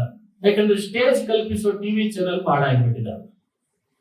ಹಾಗಾಗಿ ಮನುಷ್ಯನಿಗೆ ಈ ಕೂಡಲೇ ಎಲ್ಲರೂ ನನ್ನನ್ನು ಹೊಗಳ್ಬೇಕು, ನಾನು ದೊಡ್ಡ ವ್ಯಕ್ತಿ ಅಂತ. ಶ್ರವಣ ಹೆಚ್ಚು ಗುರುಮುಖದಿಂದ ಯಾರು ಮಾಡಿರ್ತಾರಲ್ಲ ಅವರು ದೊಡ್ಡ ಕೀರ್ತನಕಾರರ ಆಗ್ತಾರೆ. ಅದಕ್ಕೆ ಕೀರ್ತನ 2ನೇ ಸ್ಥಾನ ಪಡ್ಕೊಂಡು ಕೀರ್ತನ ಮಾಡ್ಬೇಕಂತೆ. ಎಷ್ಟರ ಮಟ್ಟಿಗೆ ಕೀರ್ತನ ಮಾಡಬೇಕು ಅಂದ್ರೆ ನಚಲತಿ ಭಗವತ್ ಪದಾರವಿಂದ. ಭಾಗವತನೇ ಹೇಳ್ತಾರೆ ಕೀರ್ತನೆ ಹ್ಯಾಗ್ ಮಾಡ್ಬೇಕು. ಕೀರ್ತನ ಮಾಡ್ತಿದ್ರೆ ಇವನಿಗೂ ಹಾಗೂ ಕೇಳೋರಿಗೂ ಮನಸ್ಸು ಒಂದು ಕ್ಷಣವೂ ಭಗವಂತನ ಪಾದದಿಂದ ಆಚೆ ಈಚೆ ಸರಿದಿರಬಾರ್ದಂತ ಅಷ್ಟು ಕೀರ್ತನ ಮಾಡ್ಬೇಕಂತ. ಕೀರ್ತನದ ಶಕ್ತಿ ಅದು. ಒಂದು ಕ್ಷಣ ಮನಸ್ಸು ಭಗವತ್ ಪಾದಾರವಿಂದದಿಂದ ವಿಚಲಿತಗೊಳಿಸಿದಷ್ಟು ಮಾಡಬೇಕು. ಅದು ಬಂದಿದೆ ಅಂದ್ರೆ ಈ ಕೀರ್ತನ ಚೆನ್ನಾಗಾಗಿದೆ ಅಂತ ಅರ್ಥ, ಕೀರ್ತನ ಸಿದ್ಧಿಯಾಗಿದೆ ಅಂತ ಅರ್ಥ. ಕೀರ್ತನ ಮಾಡ್ಲಿಕ್ಕೆ ಪ್ರಯತ್ನ ಮಾಡು, ಅದು ಭಕ್ತಿ ಉದ್ರೇಕಕ್ಕೆ ಕಾರಣ ಆಗ್ತದೆ. 3ನೇದ್ದು ಸ್ಮರಣಂ. ಶ್ರವಣ ಬಹಳ ಹೊತ್ತು ಮಾಡಿದೆ, ಕೀರ್ತನವೂ ಮಾಡಿದೆ, ಆಯ್ತು. ಹಾಗಾದ್ರೆ ಒಂದು ಕಡೆಯಲ್ಲಿ ಕುಳಿತುಕೊಂಡು ಭಗವಂತನ ಬಗ್ಗೆ ನೀನೇ ಸ್ಮರಣೆ ಮಾಡು, ಅದು ಒಂದು ಭಕ್ತಿಯ ಉಪಾಯ. ಸ್ಮರಣೆ, ಇಂದ್ರಿಯಗಳು ಯಾವುದನ್ನು ಅಡಗಾಡಿಸ್ಬೇಡ, ಒಂದೆಡೆ ಕೂತು ನೀನೇ ಸ್ಮರಣೆ ಮಾಡ್ತಾ ಆಗ್ತದೆ. ಅದು ಒಂದು ದೊಡ್ಡ ಭಕ್ತಿಯ ಉಪಾಯ. ಪಾದ ಸೇವನಂ 4. ಭಗವಂತನ ಅಪ್ರಾಕೃತವಾದ ಪಾದಗಳು, ಅವುಗಳನ್ನು ಸ್ಪರ್ಶಿಸುವ ಅರ್ಹತೆ ಇನ್ನೂ ನಮಗಿರಲ್ಲ. ಆದ್ರೆ ಪಾದ ಸೇವನ ಭಕ್ತಿ ಅಂತಾನೆ ಪ್ರಹ್ಲಾದ. ಯಾವುದು ಪಾದ ಅಂದ್ರೆ ಪದಗಳೆಲ್ಲ ಸೇರಿ ಆದದ್ದಕ್ಕೆ ಪಾದ ಅಂತ ಕರೀತಾರೆ. ನೋಡಿ, ಪದಗಳೆಲ್ಲ ಸೇರ್ಬೇಕು, ಅದಕ್ಕೆ ಪಾದ. ನಿಜವಾಗ್ಲೂ ಪಾದ ಅಂತ ಯಾವ್ದನ್ನು ಕರೆದದ್ದು? ಶಾಸ್ತ್ರಗಳ ವಚನಗಳೇ ಪಾದ. ಸಂಸ್ಕೃತದಲ್ಲಿ ಪಾದ ಅಂತ ಅದನ್ನೇ ಕರೆದಿದ್ದಾರೆ. ಅಥವಾ ಸಂಸ್ಕೃತದಲ್ಲಿ ಪಾದ ಅಂದ್ರೆ 14 ಅಂಶ ಅಂತ ಕರೀತಾರೆ. 14 ಅಂಶ. ಈ ಪ್ರಪಂಚದೊಳಗೆ ದೇವರೇನು ಸೃಷ್ಟಿ ಮಾಡಿ ತನ್ನ ಮಹಿಮೆ ತೋರಿಸ್ತಿದ್ದಾನಲ್ಲ, ಇದೆಲ್ಲ ಅವನ ಶಕ್ತಿಯ 14 ಅಂಶ ಅಂತ. ಇಷ್ಟು ಆಶ್ಚರ್ಯ ಅಂತ ಮಾಡ್ಕೊಂಡಿದ್ದೇವಲ್ಲ, ಏನಲ್ಲ ಅಂತ ಭಗವಂತ ಸ್ವಲ್ಪ ತೋರಿಸಿದೇನಿ ನಾನು, ಅಷ್ಟಕ್ಕೆ ಇಷ್ಟಂತೀಯಲ್ಲೋ ಅಂತಿಲ್ಲ.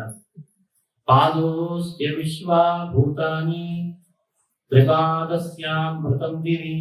ಪಾದ ಅಸ್ಯ, ಆ ಭಗವಂತನ 14 ಅಂಶ ಅಂತ ಇದೆಲ್ಲ. ಹಾಗಾದ್ರೆ ಇದನ್ನು ಸೇವನೆ ಮಾಡಬೇಕು ಅಂದ್ರೆ ಅರ್ಥ, ಈ ಪ್ರಪಂಚದಲ್ಲಿರುವ ಪ್ರತಿ ವಸ್ತುಗಳನ್ನ ಭಗವಂತ ನನಗೆ ನೀಡಿದ್ದು ಅನ್ನೋ ಅನುಸಂಧಾನದಲ್ಲಿ ಇದನ್ನು ಅನುಭವಿಸಬೇಕು. ಅದು ಪಾದ ಸೇವನ. ಅದು ಬಡತನ ಕೊಟ್ರೆ ಸರಿ, ಸಿರಿತನ ಕೊಟ್ರೆ ಸರಿ, ಎರಡೂ ಇಲ್ಲ ಮಧ್ಯದಲ್ಲಿ ಇಟ್ರೆ ಅದು ಸರಿ. ಅದು ಭಗವಂತನ ಸೇವೆ ಅಂತ ಆಗ್ತದೆ. ಪ್ರಾಮಾಣಿಕವಾಗಿ ಅದನ್ನ ಅನುಭವಿಸ್ಬೇಕು. ಸಣ್ಣ ಶಾಲಿಯೋದನ್ನ ಬೆಣ್ಣೆ ಕಾಸಿದ ತುಪ್ಪ ಅದನ್ನ ಕೊಟ್ಟ ಅಂದ್ರೆ ಇಠ ಹಂಗೆ ಇರುವೇನೋ ಹರಿಯೇ ಅಂತ ಅನ್ಬೇಕಂತ. ಅದಿಲ್ಲ ನನ್ನ ಹತ್ರ ಇವತ್ತು ಅಂದ್ರೆ ಕದನ್ನ ಗತಿ ಇಲ್ಲ, ಅದನ್ನೇ ಸೇವನೆ ಮಾಡಿ. ಇದೇ ಪಾದ ಸೇವನ ಅನ್ನೋ ಶಬ್ದದಿಂದ ನಾವು ವಿವರಣೆ ಮಾಡುವುದು. ಮತ್ತು ನಮಗಿಂತ ಕೆಳಗಿನವರು ಅಂತ ಅನಿಸಿದ್ರೆ ನಮ್ಮ ಕೈಲಾದಷ್ಟು ಅವರಿಗೆ ಸೇವೆ ಮಾಡಿದ್ರು ಅದು ದೇವರ ಸೇವೆನೇ ಆಗ್ತದೆ. ಅದು ಪಾದ ಸೇವನೆ. ಹೀಗೆ ನಾವು ಅದನ್ನು ಅನುಸಂಧಾನ ಮಾಡಬೇಕು. ಬಹಳ ಅರ್ಥಗರ್ಭಿತ ಈ ಭಕ್ತಿಯ ಉಪಾಯ. ಅರ್ಚನಂ 5ನೇದು. ದಿನಾ ಭಗವಂತನಿಗೆ ಭಾವಪುಷ್ಪಗಳಿಂದ ಅರ್ಚನೆ ಮಾಡಿ. ಮನಸ್ಸು ಒಂದು ಭೂಮಿ, ಅಲ್ಲಿ ಬೆಳೆಸಬೇಕಾದ ಬಳ್ಳಿ ಯಾವುದೊಂದು ಗೊತ್ತೇ? ಸತ್ಯ, ಅಹಿಂಸಾ, ಇಂದ್ರಿಯ ನಿಗ್ರಹ, ಪ್ರಾಮಾಣಿಕತೆ, ದಾನ, ತಪಸ್ಸು. ಇದು ಭಾವಪುಷ್ಪ, ಹೃದಯದಲ್ಲಿ ಬೆಳಿಬೇಕಾದ ಪುಷ್ಪಗಳು. ಈ ಪುಷ್ಪಗಳು ದೇವರಿಗೆ ಬಹಳ ಪ್ರಿಯಕರ ಅಂತ. ದಿನನಿತ್ಯ ಯಾರೊಬ್ಬರಿಗೂ ಮನಸ್ಸಿನಿಂದ ಮಾತಿನಿಂದ ನಾನು ಹಿಂಸೆ ಮಾಡಲ್ಲ, ಈ ಭಾವ ನಿನ್ನೊಳಗೆ ಬಂತು ಅಂದ್ರೆ ಅದು ಹೂವಂತೆ. ದೇವರಿಗೆ ಅದು ಹೂ ಆಗ್ತದಂತೆ ಏರಿಸ್ಲಿಕ್ಕೆ. ಅದೇ ಭಾವಪುಷ್ಪ ಅಂತ. ನೀನು ಬೆಳೆಯುವ ಬಳ್ಳಿಗಳಲ್ಲಿ, ಭೂಮಿಯಲ್ಲಿ ಬೆಳೆಯುವ ಹೂಗಳು ದೇವರಿಗೆ ಪ್ರಿಯನೇ, ಒಳ್ಳೆ ಸುಗಂಧ ಭರಿತವಾದದ್ದು.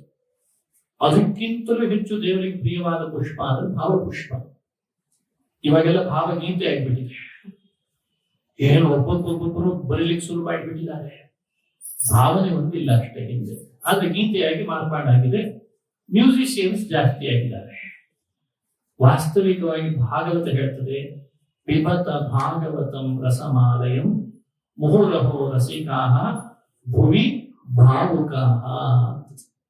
ಭಾವುಕಾಹ ಸ್ವಚ್ಛ ಪ್ರೇಮದಿಂದ, ಅಚ್ಚ ಮನಸ್ಸಿನಿಂದ, ಮನೋಭೂಮಿಕೆಯಲ್ಲಿ ನೀನು ಬೆಳೆಸುವ ಅಹಿಂಸಾ, ಸತ್ಯ, ತಪಸ್ಸು, ದಾನ ಇವುಗಳ ಪುಷ್ಪವೇ ಭಗವಂತನಿಗೆ ಅತ್ಯಂತ ಪ್ರಿಯಕರ ಅಂತ ಹೇಳ್ತಾರೆ. ಇದು ಅರ್ಚನೆ.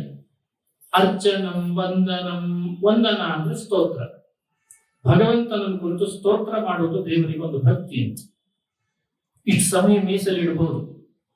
ಬೆಳಗ್ಗೆನೋ ಮಧ್ಯಾಹ್ನನೋ ಸಾಯಂಕಾಲನೋ ಆ ಸ್ತೋತ್ರಗಳನ್ನು ಪಠಣ ಮಾಡಬೇಕು. ವಿಷ್ಣು ಸಹಸ್ರನಾಮ, ಭಗವದ್ಗೀತೆ, ಇನ್ನಿತರ ಬೇರೆ ಬೇರೆ ದಾಸರು ಮಾಡಿಕೊಟ್ಟ ಸ್ತೋತ್ರಗಳು, ದೇವರನ್ನ ಸ್ತೋತ್ರ ಮಾಡಬೇಕು. ಅದು ಭಕ್ತಿ. ಯಾರ್ಯಾರನ್ನೋ ಹೊಗಳ್ತೇವಂತೆ ಬೆಳಗ್ಗೆ ಎದ್ದ ಕೂಡಲೇ ಗುಡ್ ಮಾರ್ನಿಂಗ್ ಅಂತೇವಿ. ನೀವು ತಗೊಂಡ ಡಿಸಿಷನ್ ಎಷ್ಟು ಒಳ್ಳೇದಿದೆ ಅಂತ ಸುಮ್ಮನೆ ಅವ್ನು ತಗೊಂಡೋದು ಕೆಟ್ಟ ಇರ್ತದೆ. ಮತ್ತೆ ನೋಡಿದ್ರೆ ಅವನನ್ನು ಹೊಗಳ್ತೇವಿ, ಸಂಬಳ ಕೊಡ್ತಾನಲ್ಲ ಅಂತ ಅನಿವಾರ್ಯ. ದೇವರನ್ನು ಹೊಗಳಲಿಕ್ಕೆ ಯಾಕೋ ನಾಲಿಗೆ ಮುಂದೆ ಬರಲ್ಲ. ಅದು ಏನ್ ನಾವು ಬೀಗ ಹಾಕೊಂಡಿದ್ದೇವೋ ಗೊತ್ತಿಲ್ಲ ಅಂತ ದೇವರು. ನನ್ನೇ ಹೊಗಳಲಿಕ್ಕೆ ನಿನಗೆ ಬಾಯಿ ಬರಲಿಲ್ಲ ಅಂದ್ರೆ ನಾಲಿಗೆಗೆ ಏನ್ ಸಾರ್ಥಕತೆ ಹೇಳೋದು? ದೇವರನ್ನ ಸ್ತೋತ್ರ ಮಾಡಬೇಕು. ಭಕ್ತಿ. ದಾಸ್ಯಂ ವಂದನಂ. ದಾಸ್ಯಂ ಸಖ್ಯಂ ಆತ್ಮನಿವೇದ. ದಾಸ್ಯ ಅಂದ್ರೆ ಅವನು ಈಶ, ನಾನು ದಾಸ ಅನ್ನೋ ಭಾವ ಯಾವಾಗಲೂ ಇರಬೇಕಂತ. ಅದು ಒಂದು ಭಕ್ತಿಯ ಉಪಾಯ. ಸಖ್ಯ ಅಂದ್ರೆ ಅವನೇ ನನ್ನ ಸ್ನೇಹಿತ. ಸಖ. ಸಖ್ಯ ಭಕ್ತಿ ಬಹಳ ವಿಶೇಷ. ಅರ್ಜುನನಲ್ಲಿ, ಕೃಷ್ಣನಲ್ಲಿ ನಾವು ನೋಡ್ತೇವೆ. ಅರ್ಜುನ ಕೃಷ್ಣನಲ್ಲಿ ಸಖ್ಯ ಭಕ್ತಿ ಮಾಡಿದ್ದಂತ. ಆ ಭಕ್ತಿಗೆ ಪರವಶನಾದ ಕೃಷ್ಣ ಕ್ಷಣಕ್ಕೆ ಎಲ್ಲಿ ಹೋಗ್ಬೇಕಂದ್ರೂ ರಥ ಓಡಿಸ್ಲಿಕ್ಕೆ ಕೃಷ್ಣ ತಯಾರಿರ್ತಿದ್ದ. ಅಷ್ಟು ಸಖ್ಯ ಮಾಡಿಬಿಟ್ಟು ಎಲ್ಲಿ ಹೋಗ್ಬೇಕಂದ್ರೂ ರಥ ತಯಾರಿರ್ತಿದ್ದ. 14 ಲೋಕದ ಒಡೆಯ ದೇವೋತ್ತಮನಾದ ಕೃಷ್ಣ ಭೂಮಿಯಲ್ಲಿ ಬಂದಾಗ ಅರ್ಜುನನಿಗೆ ಸಾರಥಿಯಾಗಿದ್ದ. ಅದು ಸಖ್ಯ ಭಕ್ತಿಗೆ ವಶನಾಗುತ್ತೆ. ಹಾಗಾಗಿ ಒಂದೊಂದಕ್ಕೆ ಒಬ್ಬೊಬ್ಬರದ್ದು ಉದಾಹರಣೆ ಇದೆ. ಶ್ರವಣ ಭಕ್ತಿಗೆ ಉದಾಹರಣೆ ಯಾರು? ಕೀರ್ತನ ಭಕ್ತಿ. ಹೀಗೆ ಒಬ್ಬೊಬ್ಬರದು ಒಬ್ಬೊಬ್ಬ ಭಕ್ತರು ಉದಾಹರಣೆ ಇರುತ್ತೆ. ಆತ್ಮನಿವೇದನ ಇದು ಕೊನೆಯದು 9ನೇ ಭಕ್ತಿ. ಆತ್ಮನಿವೇದನ ಅಂದ್ರೆ ಅರ್ಥ ಏನು? ನನ್ನೊಳಗಿರುವ ಭಗವಂತನೇ ಅವರೆಲ್ಲರೊಳಗೂ ಇದ್ದಾನೆ ಅಂತ ತಿಳಿಯೋದೇ ಆತ್ಮನಿವೇದನ. ನನ್ನೊಳಗಿದ್ದಾನೆ, ನನ್ನ ಎದುರುಗಡೆ ಇದ್ದವರಲ್ಲೆಲ್ಲ ಅವನೇ ಇದ್ದಾನೆ. ಅವನು ಬೇರೆ ಅಲ್ಲ, ಇವನು ಬೇರೆ. ನನ್ನನ್ನ ಬೈದ್ರೆ ನನಗೇನ್ ದುಃಖ ಆಗ್ತದೋ ಅವನನ್ನ ನಾನು ಬೈದ್ರೆ ನನಗಾದಂತೆ ಆಗ್ತದೆ. ಈ ಭಾವ ಬರ್ತದೋ ಇಲ್ಲ? ಇದು ಒಂದು ಹಂತ. ಮಾನವರಿಗೆ ಇರಬೇಕಾದ ಒಂದು ಹಂತದ ಮಾನವತೆ. ಇದ್ರ ಮೇಲಿಂದ ಏನು ಅಂದ್ರೆ ಅದು ಭಾಗವತ ಹೇಳ್ಕೊಡ್ತು. ನಿನ್ನೊಳಗಿದ್ದವನು ಯಾರೋ ಅವನೊಳಗಿದ್ದವನು ಅವನೇ ಅಂತ ತಿಳಿಯೋದು ಆತ್ಮನಿವೇದನ. ಈ ಭಕ್ತಿ ಬಹಳ ಮುಖ್ಯ ಅಂತ ಹೇಳಿದ್ದಾರೆ ಹಿರಿಯರು. ಭಕ್ತಿಯ ಉಪಾಯ. ಈ ಪಾಠ ಹೇಳಿದ ಮೇಲೆ ಹಿರಣ್ಯಕಶಿಪು ತಲೆನೇ ತಿರುಗಿ ಹೋಯ್ತಂತ. ಏನೋ ಅನ್ಕೊಂಡಿದ್ದಲ್ಲೋ ನಿನ್ನ. ಜಾತೋಯಂ ಕಂಠಕ ದ್ರುಮಃ ಅಂತ ಅವನು. ದೈತ್ಯೇಯ ಚಂದನವನೇ ಜಾತೋಯಂ ಕಂಠಕ ದ್ರುಮಃ. ದೈತ್ಯರು ಇಷ್ಟು ಜನ ಇದ್ದಾರೆ ಇಲ್ಲಿ. ಗಂಧದ ಮರ ಬೆಳೆದಿದ್ದಾರೆ ಒಬ್ಬೊಬ್ರು. ಈ ಪ್ರಹ್ಲಾದ ನನ್ನ ಹೊಟ್ಟೆಯಲ್ಲಿ ಹುಟ್ಟಿ ಒಂದು ಜಾಲಿ ಮುಳ್ಳಾದಂಗೆ ಆಗಿಬಿಡ್ತಲ್ಲ ಅಂತ. ಯಾರು ಜಾಲಿ ಮುಳ್ಳು, ಯಾರು ಗಂಧದ ಮರ, ಹೆಂಗ್ ಹೇಳೋಣ? ದೈತ್ಯೇಯ ಚಂದನವನೇ ಕಾವ್ಯಮಯವಾಗಿದೆ. ಮಾತು ಬಹಳ ಅದ್ಭುತವಾಗಿದೆ. ಇಲ್ಲಿ ಇವನು ಉಳಿಸ್ಬಾರ್ದು. ಹೀಗೆ ಇವನು ಉಳಿದು ಬೆಳೆದ ಅಂದ್ರೆ ನನಗೇ ಕುತ್ತು ತರ್ತಾನೆ. ಹರಿಭಕ್ತಿಯ ಪಾಠ ಮಾಡಿದ್ದಕ್ಕೆ ಹಡದ ಮಗನೂ ಬೇಡವಾದ ಹಿರಣ್ಯಕಶಿಪುವಿಗೆ ಅಂತದ್ದು ಭಾಗವತ. ಅಷ್ಟು ಹರಿದ್ವೇಷ. ಸರ್ವೋಪಾಯ ನಿಹಂತವ್ಯ. ಎಲ್ಲ ರೀತಿಯಿಂದ ಉಪಾಯ ಮಾಡ್ರಿ, ಇವನನ್ನು ಬದುಕಿಸ್ಬೇಡ್ರಿ, ಕೊಂದಾಕ್ರಿ ಅಂತ ಆದೇಶ ಮಾಡಿಬಿಟ್ಟ. ಸರಿ ಅಂತ ಅವರು ಆನೆ ಕಾಲು ಕೆಳಗೆ ಹಾಕಿ ತುಳಿಸ್ಲಿಕ್ಕೆ ಹೋದ್ರು. ವಾಮಾಚಾರ ಮಾಡಿ ಸರಪಳಿ ಕಟ್ಟಿ ಕಲ್ಲು ಕಟ್ಟಿ ನೀರಿನಲ್ಲಿ ಮುಳುಗಿಸ್ಲಿಕ್ಕೆ ಹೋದ್ರು. ಬೆಂಕಿ ಹಚ್ಚಿ ಬಿಡೋಣ ಅಂತ ಕಟ್ಟಿಗೆ ರಾಶಿಗಳನ್ನು ಒಟ್ಟಿ ಬೆಂಕಿ ಹಚ್ಚಲಿಕ್ಕೆ ಹೋದ್ರು. ಎಲ್ಲಿ ಹೋದ್ರು ಪ್ರಹ್ಲಾದನನ್ನು ಕೊಲ್ಲಿಕ್ಕೆ ಆಗ್ತಾ ಇಲ್ಲ. ಮತ್ತೆ ಸಂಧ್ಯಾ ಕಾಲಕ್ಕೆ ಪ್ರಹ್ಲಾದ ಮನೆಗೆ ಬಂದೇ ಬಿಡ್ತಿದ್ದಂತೆ. ಅಲ್ಲೂ ನಿನಗೆ ಕಟ್ಟಿಗೆ ರಾಶಿ ಒಡ್ಡಿ ಬೆಂಕಿ ಹಚ್ಚಲಿಕ್ಕೆ ಕೇಳಿದೆ, ಯಾಕೆ ಬಂದ್ಯೋ ಪ್ರಹ್ಲಾದ? ಹಿರಣ್ಯಕಶಿಪು ಕೇಳ್ತಿದ್ದ. ಪ್ರಹ್ಲಾದದ ಉತ್ತರ ಏನಾಗಿತ್ತು? ಜನಾರ್ದನಾನುಸ್ಮರಣಾನುಭಾವಾತ್ ಅಧೋಕ್ಷಜಾನುಸ್ಮರಣಾನುಭಾವಾತ್ ನಾರಾಯಣಾನುಸ್ಮರಣಾನುಭಾವಾತ್. ಎಲ್ಲೆಡೆ ದೇವರಿದ್ದಾನೆ ಅಂತ ವಿಶ್ವಾಸ ಮಾಡಿದ ಪ್ರಹ್ಲಾದನಿಗೆ ಯಾವ ರೀತಿಯಿಂದಲೂ ಮೃತ್ಯು ಬರ್ತಾ ಇಲ್ಲ. ಹಿರಣ್ಯಕಶಿಪುವಿಗೆ ತಲೆ ಕೆಟ್ಟೋಯ್ತಂತೆ ಇವನು ಕೊಲ್ಲಿಕ್ಕೆ ಪ್ರಯತ್ನ ಪಟ್ಟು. ಯಾಕಂದ್ರೆ ತಪಸ್ಸೇನು 10,000 ವರ್ಷ ನಾ ಮಾಡಿದೆ, ಬ್ರಹ್ಮನಿಗೆ ವರ ಕೇಳಬೇಕಾದಾಗ ನಾ ಸಾಯಬಾರದು ಅಂತ ಕೇಳಿದ್ನೋ, ನನ್ನ ಮಗ ಸಾಯಬಾರದು ಅಂತ ಕೇಳಿದ್ನೋ ಅಂತ ಒಂದು ತಲೆ ಕೆಟ್ಟು. ಹಾಗೆ ಮಾಡಿದ್ದಾನೆ ಪ್ರಹ್ಲಾದ. ಭಗವಂತ ತೋರಿಸ್ತಿದ್ದಾನೆ ದೇವತೆಗಳನ್ನು ಕರೆದು, ನನ್ನಿಲ್ಲ ಅನ್ಸ್ಲಿಕ್ಕೆ ಹೋಗ್ತಿದ್ದೇನೆ, ನನ್ನಿಲ್ಲ ಅಂತ ಅನಿಸ್ಲಿಕ್ಕೆ ಹೋಗ್ತಿದ್ದೇನೆ ಅಂತಿದ್ದೆ ಹಿರಣ್ಯಕಶಿಪು. ನನ್ನಿಲ್ಲ ಅಂತ ಅನಿಸೋದಿರ್ಲಿ, ನನ್ನ ನಂಬಿದವನ್ನಿಲ್ಲ ಅಂತ ಅನಿಸ್ಲಿ ಅಂತ ತೋರಿಸಿದ್ದಂತೆ ದೇವರು. ನಮೇ ಭಕ್ತ ಪ್ರಣಶ್ಯತಿ. ನಾನಿದ್ದೇನೆ ಅಂತ ನಂಬಿದವನ್ನೇ ನಿನಗೇನು ಮಾಡ್ಲಿಕ್ಕೆ ಆಗ್ತಾ ಇಲ್ಲ. ತರಿಸೋ, ಅವನಿಗೆ ಮೃತ್ಯು ತರಿಸ ನೋಡೋಣ. ಮೃತ್ಯುವಿಗೆ ಮೃತ್ಯು ದಾನಪ್ಪ. ಮರಣ ಬರಬೇಕಾದ್ರೆ ದೇವರನ್ನು ಕೇಳ್ಕೊಂಡು ಬರ್ತದಂತ. ಸೂರ್ಯ ಉದಯಿಸಬೇಕಾದ್ರೆ ದೇವರಿಗೆ ಹೆದರಿ ಉದಯಿಸ್ತಾನೆ. ಭೀಷಾಸ್ಮಾತ್ ವಾತಃ ಪವತೆ ಭೀಷೋದೇತಿ ಸೂರ್ಯಃ ಭೀಷಾಸ್ಮಾದಗ್ನಿಶ್ಚೇಂದ್ರಶ್ಚ ಮೃತ್ಯುರ್ಧಾವತಿ ಪಂಚಮಹಿತಿ. ದೇವರ ಮಹಿಮೆ ಉಪನಿಷತ್ನಲ್ಲಿ ಹೇಳ್ತದೆ. ಎಂದಾದ್ರೂ ಸೂರ್ಯ ತಡವಾಗಿ ಬಂದದ್ದು ನೋಡಿದ್ರೆ ನಾವು ತಡವಾಗಿ ಬರ್ತೀವಿ, ಆಫೀಸಿಗೆ ತಡವಾಗಿ ಹೋಗ್ತೀವಿ, ಪೂಜೆ ತಡವಾಗಿ ಮಾಡ್ತೀವಿ, ಕಮಿಟ್ಮೆಂಟ್ ಕಡಿಮೆ ನಮಗೆ. ಆದ್ರೆ ಸೂರ್ಯನಿಗೆ ಯಾವತ್ತಾದ್ರೂ ತಡವಾಗಿ ಬಂದ ಅಂತ ಹೇಳಲಿಕ್ಕೆ ಆಗ್ತದ? ಸರಿಯಾಗಿ ಆ ಸಮಯಕ್ಕೆ ಬಂದಿರ್ತಾನೆ. ಯಾಕೆ ಬರ್ತಾನೆ?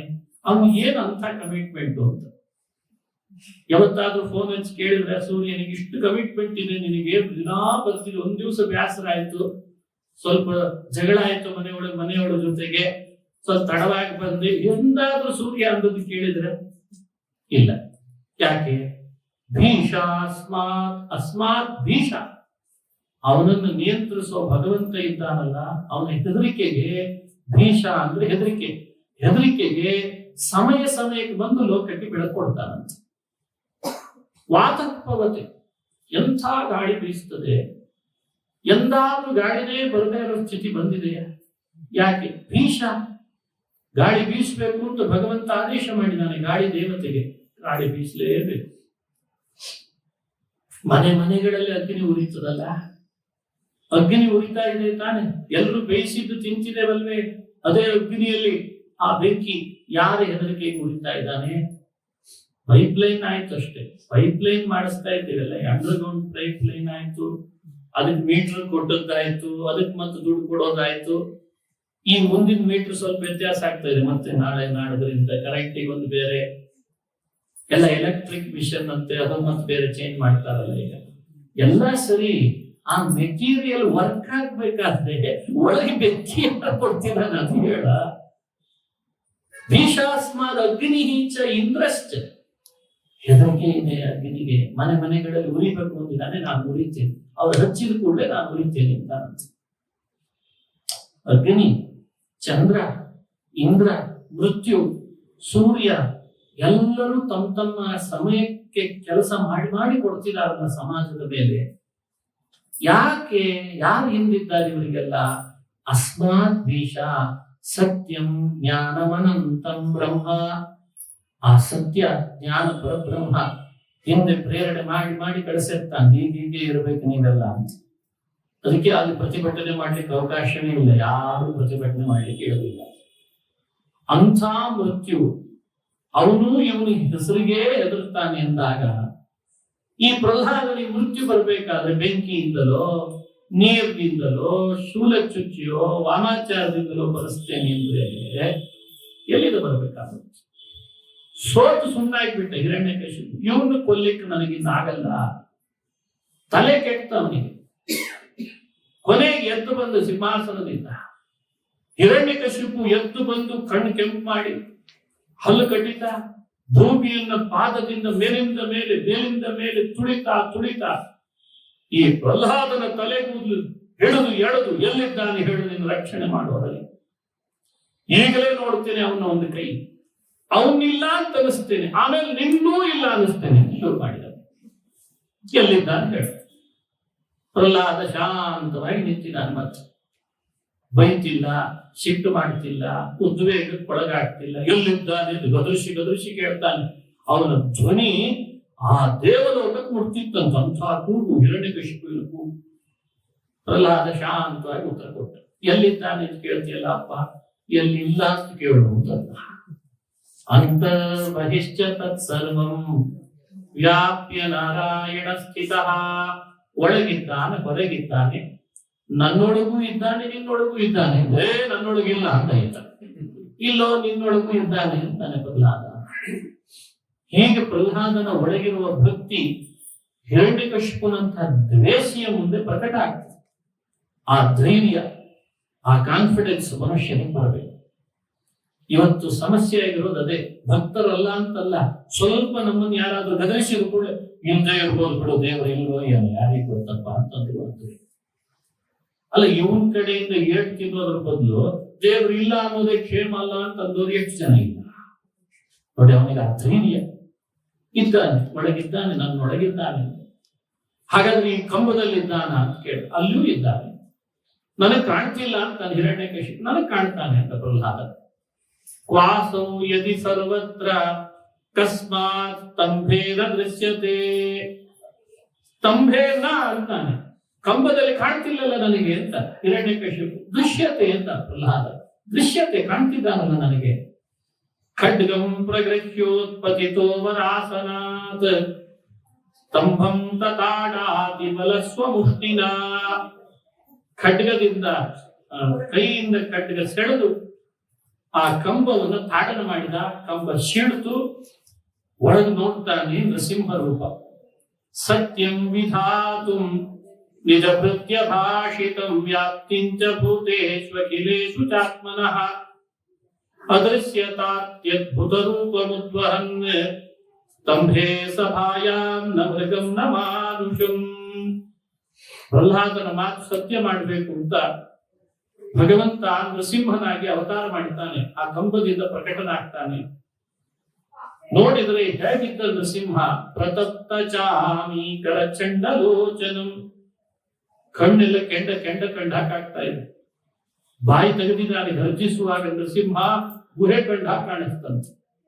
ನಾಲಿಗೆ ಚಾಚಿದ ಸಿಂಹದ ಮುಖದ ನಾಲಿಗೆ ಖಡ್ಗರಾದಾಗ ಆಗಿತ್ತು. ಖಡ್ಗ ಇದ್ದಾಗ ಅಷ್ಟು ತೀಕ್ಷ್ಣ ಇತ್ತಂತೆ ನಾಲಿಗೆ.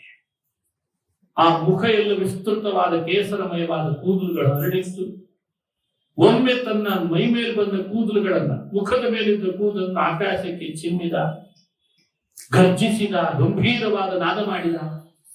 ಆಕಾಶದಲ್ಲಿದ್ದ ಮೋಡಗಳು ಛಿದ್ರ ಆಗಿ ಗುಡುಗು ಸಿಡುಗಲು ಪ್ರಾರಂಭ ಆಯಿತು. ದೇವತೆಗಳಿಗೆ ಅರ್ಥ ಆಯಿತು, ನೃಸಿಂಹ ಅವತಾರ ಆಗಿದೆ, ನಮಗೆ ಆಹ್ವಾನ ಬಂದಿದೆ ಅಂತ ಅವರು ಓಡಿ ಬಂದ್ರಂತೆ. ಕಾಲಿ ಗೆಜ್ಜೆ ಕಟ್ಟಿದಾನೆ, 16 ಭುಜಗಳಿಂದ ಪ್ರಕಟನಾಗಿದ್ದಂತೆ. ಷೋಡಶ ಬಾಹು ನೃಸಿಂಹ. ಝಂ ಝಂ ಝಂ ಝಂ ಝಕಾರಂ ಝಸಿ ಝಸಿ ರುಚಿತಂ ಜಾನು ದೇಶಂ ಝಕಾರಂ ಹುಂ ಹುಂ ಹುಂ ಹುಂ ಹುಕಾರಂ. ಹುಂಕಾರ, ಝೇಂಕಾರ, ಭಗವಂತನ ಆಟೋಪಟೋಪಗಳನ್ನು ನೋಡ್ಲಿಕ್ಕೆ ಆಗ್ತಾ ಇಲ್ಲ ಹಿರಣ್ಯಕಶಿಪು. ಅಂಥ ಉಗ್ರ ರೂಪ ತಗೊಂಡ. ಬಾರು ಎಲ್ಲಿದ್ದೇನೆ ಅಂತಿದ್ದಿ, ಬಾ ಇಲ್ಲೇ ಇದ್ದೇನೆ ಅಂತ. ಏನು ಬರ್ತಾನೆ ಹಿರಣ್ಯಕಶಿಪು? ಖಡ್ಗ ಹಿಡಿದು ಏನೋ ಯುದ್ಧ ಮಾಡಿಬಿಡ್ತೇನೆ ಅಂತ ಬಂದ. ಎಡಗೈಯಲ್ಲಿ ಹಿಡುತ್ತಂತೆ ನೃಸಿಂಹ. ಅಪ್ಪಳಿಸಿದ ಆ ಮಹಾದ್ವಾರಕ್ಕೆ. ಮತ್ತಲ್ಲಿಗೆ ಬಂದು ನೆಲವನ್ನ ಕುಣಿದ ನೆಲಕ್ಕೆ ಅಪ್ಪಳಿಸಿದ ನೃಸಿಂಹ. ಏಳ್ಲಿಕ್ಕೆ ಆಗ್ತಾ ಇಲ್ಲ ಹಿರಣ್ಯಕಶಿಪುವಿಗೆ. ಮತ್ತೆ ಎದ್ದ, ಹೊಳೋತ್ತಾದ್ಮೇಲೆ ಎದ್ದ. ಅವನನ್ನು ಎದ್ದ ಮೇಲೆ ಹಿರಣ್ಯಕಶಿಪುನನ್ನ ದರದರ ಎಳೆದು, ಮನೆ ಒಳಗಲ್ಲ ಅಂದಿದ್ದಿ, ಮನೆ ಹೊರಗಲ್ಲ ಅಂದಿದ್ದಿ, ಒಳಗೂ ಅಲ್ಲ ಹೊರಗೂ ಅಲ್ಲ ಅಂದ್ರೆ ಮಧ್ಯದೊಂದು ಮರೆತು ಬಿಟ್ಟಿದ್ದಿ ವರ ಕೇಳುವಾಗ. ನಾನು ಹೊಚ್ಚಲ ಮೇಲೆ ಕೂಡ್ತೇನೆ ನೋಡಿ ಈಗ ಅಂತ ಹೊಚ್ಚಲ ಮೇಲೆ ಕೂಡ್ತಾ ಹಿರಣ್ಯಕಶಿಪುನನ್ನ ತೊಡೆ ಮೇಲೆ ಹಾಕೊಂಡ. ಬ್ರಹ್ಮ ಸೃಷ್ಟಿ ಮಾಡಿದ ಮೃಗ ನಾನಲ್ಲ ಅಂತ ತೋರಿಸಿದ. ಬ್ರಹ್ಮ ಸೃಷ್ಟಿ ಮಾಡಿದ ಆಯುಧದಿಂದ ಸಾವು ಬರಬಾರದು ಅಂದಿದ್ದ ಆಯುಧಗಳನ್ನು ಬಳಸಲೇ ಇಲ್ಲ. ಉಗುರೇ ಸಾಕು ನಿನ್ನನ್ನು ಕೊಲ್ಲಿಕ್ಕೆ ಅಂತ ತನ್ನ ಉಗುರಿನಿಂದ ಆ ವಕ್ಷಸ್ಥಳಕ್ಕೆ ಕೈ ಹಾಕಿ ಬಗತ್ತಂತೆ ನೃಸಿಂಹ ಒಳಗಿದ್ದ ರಕ್ತ ಎಲ್ಲ ಮಡುವಿನಂತೆ ಹೊರಗೆ ಚೆಲ್ಲಿ ದೊಡ್ಡ ಪ್ರವಾಹ ಕೋಡಿಯಾಗಿ ಹರಿದು ಬಿಡಿತು. ಮತ್ತೆ ಕೈಯಾಡಿಸಿದ. ಒಳಗಿರುವ ಆಂತ್ರ ಮಾಲೆಯನ್ನು ಹರಿದು ತೆಗೆದು ಕುತ್ತಿಗೆಗೆ ಮಾಲೆ ಹಾಕೊಂಡಂತೆ ಬ್ರಹ್ಮಾದಿ ದೇವತೆಗಳು ಹಿರಣ್ಯಕಶಿಪುವಿನ ಸಂಹಾರ ಆದಾಗ ಪುಷ್ಪವೃಷ್ಟಿ ಮಾಡಿ ಕೆಳಗೆ ಬಂದರು, ಸ್ತೋತ್ರ ಮಾಡಿದರು. ಹಿರಣ್ಯಕಶಿಪುವಿನ ಗರ್ಜನೆಯ ಶಬ್ದ ಎಲ್ಲರ ಎದೆ ನಡೆಯುತ್ತಿತ್ತಂತೆ. ಅಂಥ ವಿಚಿತ್ರವಾದಂಥ ಗರ್ಜನೆ, ಗಂಭೀರ ನಾದ ಗ್ರಹಣೆ, ಗಂಭೀರವಾದ ನಾದ ನರಸಿಂಹನ ಬಾಯಲ್ಲಿ ಬರ್ತಾ ಇದೆ. ದೇವರು ಇಲ್ಲ ಇಲ್ಲ ಅಂತನ್ನೋರ ಎದೆ ಬಡತ ಶುರು ಆಯಿತು. ಕಕ್ಕವಿಕೆಯಾಗಿ ಓಡಿ ಹೋಗ್ಬಿಟ್ರಂತೆ ರಾಕ್ಷಸರೆಲ್ಲರೂ ಕೂಡ. ಇವನ ದೃಷ್ಟಿನೇ ಹಾಗಿತ್ತು ಅಂತ ಹೇಳ್ತಾರೆ. ಅಂಥ ದೃಷ್ಟಿ ಅಂತೆ. ಯದ್ರೋಷೋತ್ಕರ ರಕ್ಷ ನೇತ್ರ ಕುಟಿಲ ಪ್ರಾಂತೋತ್ಥಿತಾಗ್ನಿ ಸ್ಫುರತ್. ಬೆಂಕಿಯ ಕಿಡಿ ಕಣ್ಣಿನಿಂದ ಬರ್ತಾ ಇದೆ ಅಂತ ಅಂಥ ದೃಷ್ಟಿ.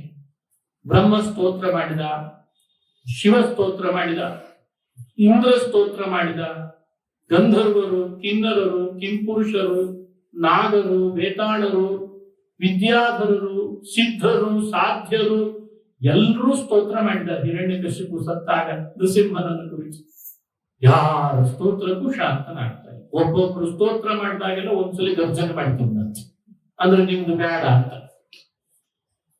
ಬ್ರಹ್ಮದೇವರು ಅಲ್ಲಿ ನಿಂತ ಪ್ರಹ್ಲಾದನನ್ನ ಹತ್ರ ಕರೆದು, ಪ್ರಹ್ಲಾದ ನೀನು ಸ್ತೋತ್ರ ಮಾಡು ನೃಸಿಂಹನನ್ನ, ನಿನ್ನ ಮಾತಿಗೆ ಶಾಂತನಾಗ್ತಾನೆ, ಸ್ತೋತ್ರ ಮಾಡು ಅಂತಂದ್ರಂತ.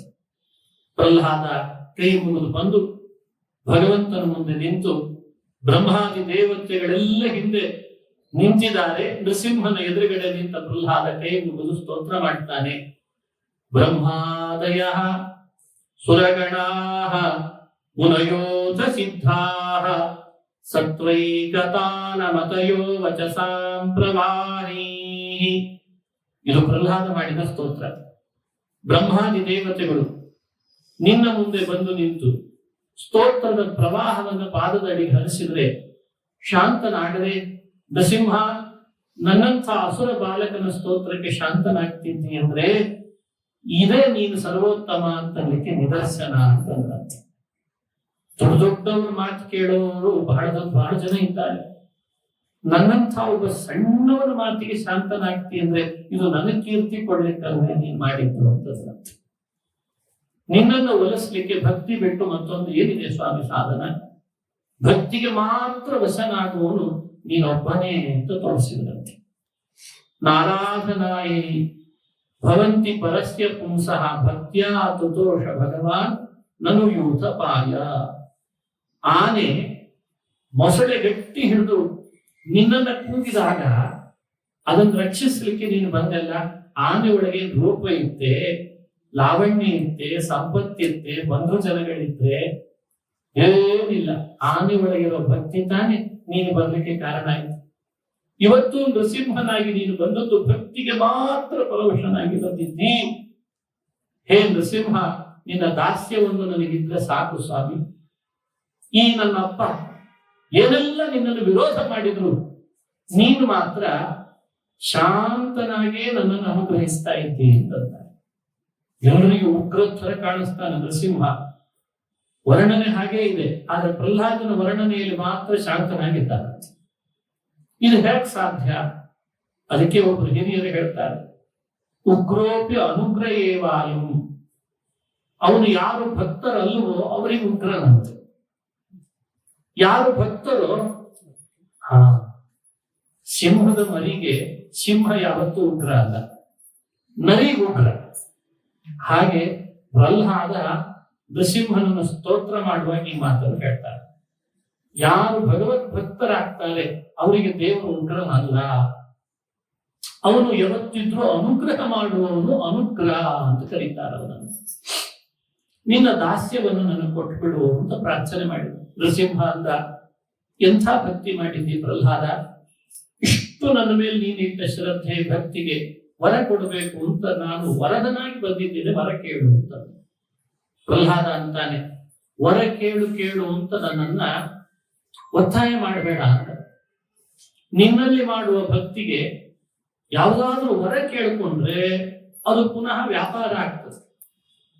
ವರ ಕೇಳದೆ ನೀನೊಬ್ಬ ಸಾಕು ಅಂತ ಭಕ್ತಿ ಮಾಡಿದ್ರೆ ಅದು ನಿಜವಾದ ಭಕ್ತಿ ಅಂತ ಆಗ್ತದೆ. ವ್ಯತ್ಯಾಸ ನೋಡಿ, ದೇವರಲ್ಲಿ ವರ ಕೇಳಿ ಮಾಡುವ ಭಕ್ತಿ ವ್ಯಾಪಾರ ಅಂತ. ವರನೇ ಅಪೇಕ್ಷಿಸದೆ ದೇವರ ಪ್ರೀತಿಯನ್ನು ಬಯಸುವ ಭಕ್ತಿ ಇದೆ ಅಲ್ಲ, ಅದು ಸರಿಯಾದ ಭಕ್ತಿ. ನನಗೆ ಅಂಥ ಭಕ್ತಿ ಬೇಕು ಅಂತ ಕೇಳಿದ್ದಂತೆ. ಇಲ್ಲ ವರ ಕೇಳು, ಇನ್ನೊಂದೇನಾದ್ರೂ ವರ ಕೇಳು.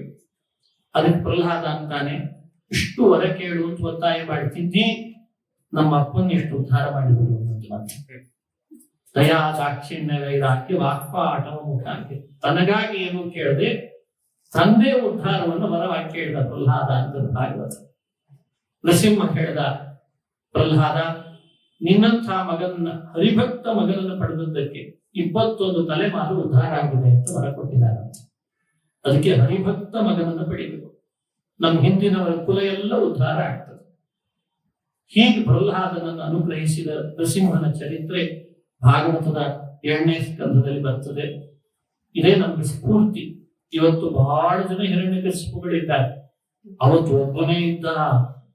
ಇವತ್ತು ಸುಮಾರು ಹಿರಣ್ಯಕಶಿಪುಗಳಿದ್ದಾರೆ, ಅವರ ಮಧ್ಯದಲ್ಲಿ ನಾವಿದ್ದೇವೆ. ಬಟ್ ಹಿರಣ್ಯಕಶಿಪುವಿನ ಆಡಳಿತದೊಳಗೆ ನಮುಚಿ, ಇಲ್ವಲ, ಹಯಗ್ರೀವಾಸುರ ಎಲ್ಲರೂ ಅವರೇ ಅಂತ. ಅಹೋಬಿಲದಲ್ಲಿ ಎಲ್ಲ ಕಡೆ ಫೋಟೋ ಹಿರಣ್ಯಕಶಿಪುಗೆ ರಾರಾಜಿಸ್ತಿತ್ತಂತೆ. ಒಂದು ದೇವರ ಫೋಟೋಗಳಿರಲಿಲ್ಲ.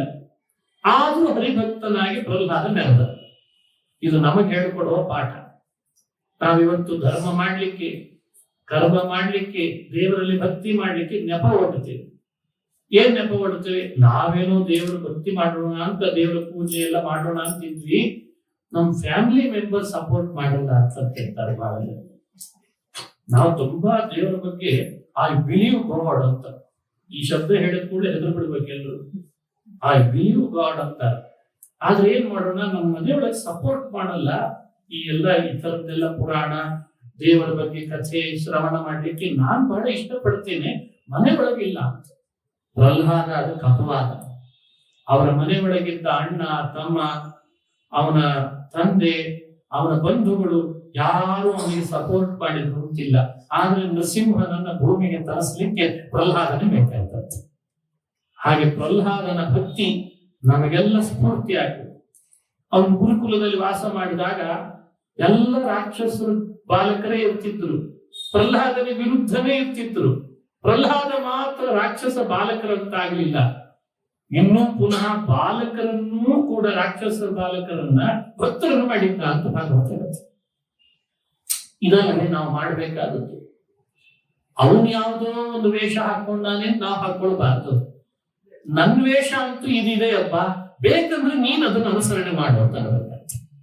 ಇದು ವೇಷ, ಭಾಷೆ, ಸಂಸ್ಕೃತಿ, ಆಚಾರ, ದೇವರಲ್ಲಿ ನಾವು ಮಾಡ್ತಾ ಇರುವ ಪೂಜೆ, ಹರಿಕಥೆ ಎಲ್ಲ ನಮ್ಮನ್ನು ನೋಡಿ ಮತ್ತೊಬ್ಬರು ಕಲೀಲಿ ಇರಬೇಕೆ ಹೊರತು ಈಗೆಲ್ಲ ವಿರುದ್ಧ ಆಗಿದೆ. ಅವರೆಲ್ಲ ಹಾಗಿದ್ದಾರೆ, ನಾನೊಬ್ಬನೇ ಯಾಕೆ ಹೀಗಿರ್ಬೇಕು ಅಂತ ನಾವು ಹಾಗಾಗ್ಬಿಡ್ತಾ ಇದ್ದೇವೆ. ಇದು ಪ್ರಹ್ಲಾದ ಲೋಕಕ್ಕೆಲ್ಲ ನಿದರ್ಶನ ಕೊಡ್ತಾನೆ. ಅವರಿದ್ದ ಹಾಗೆ ನೀನಿರ್ಬೇಕು ಅಂತಲ್ಲ, ಸಾಧ್ಯವಾದ್ರೆ ನೀನಿದ್ದಾಗ ಅವರನ್ನು ಮಾರ್ಪಾಡು ಅಂತಂದ. ಇದು ಭಕ್ತಿಯ ಶಕ್ತಿ. ಈ ರೀತಿ ಭಕ್ತಿಗೆ ಸ್ಫೂರ್ತಿಯಾದಂತಹ ಪ್ರಹ್ಲಾದನ ಚರಿತ್ರೆ ಭಾಗವತದಲ್ಲಿ ಬರ್ತದೆ. ಅದನ್ನು ನಾವಿವತ್ತು ಶ್ರವಣ ಮಾಡಿದ್ದೇವೆ.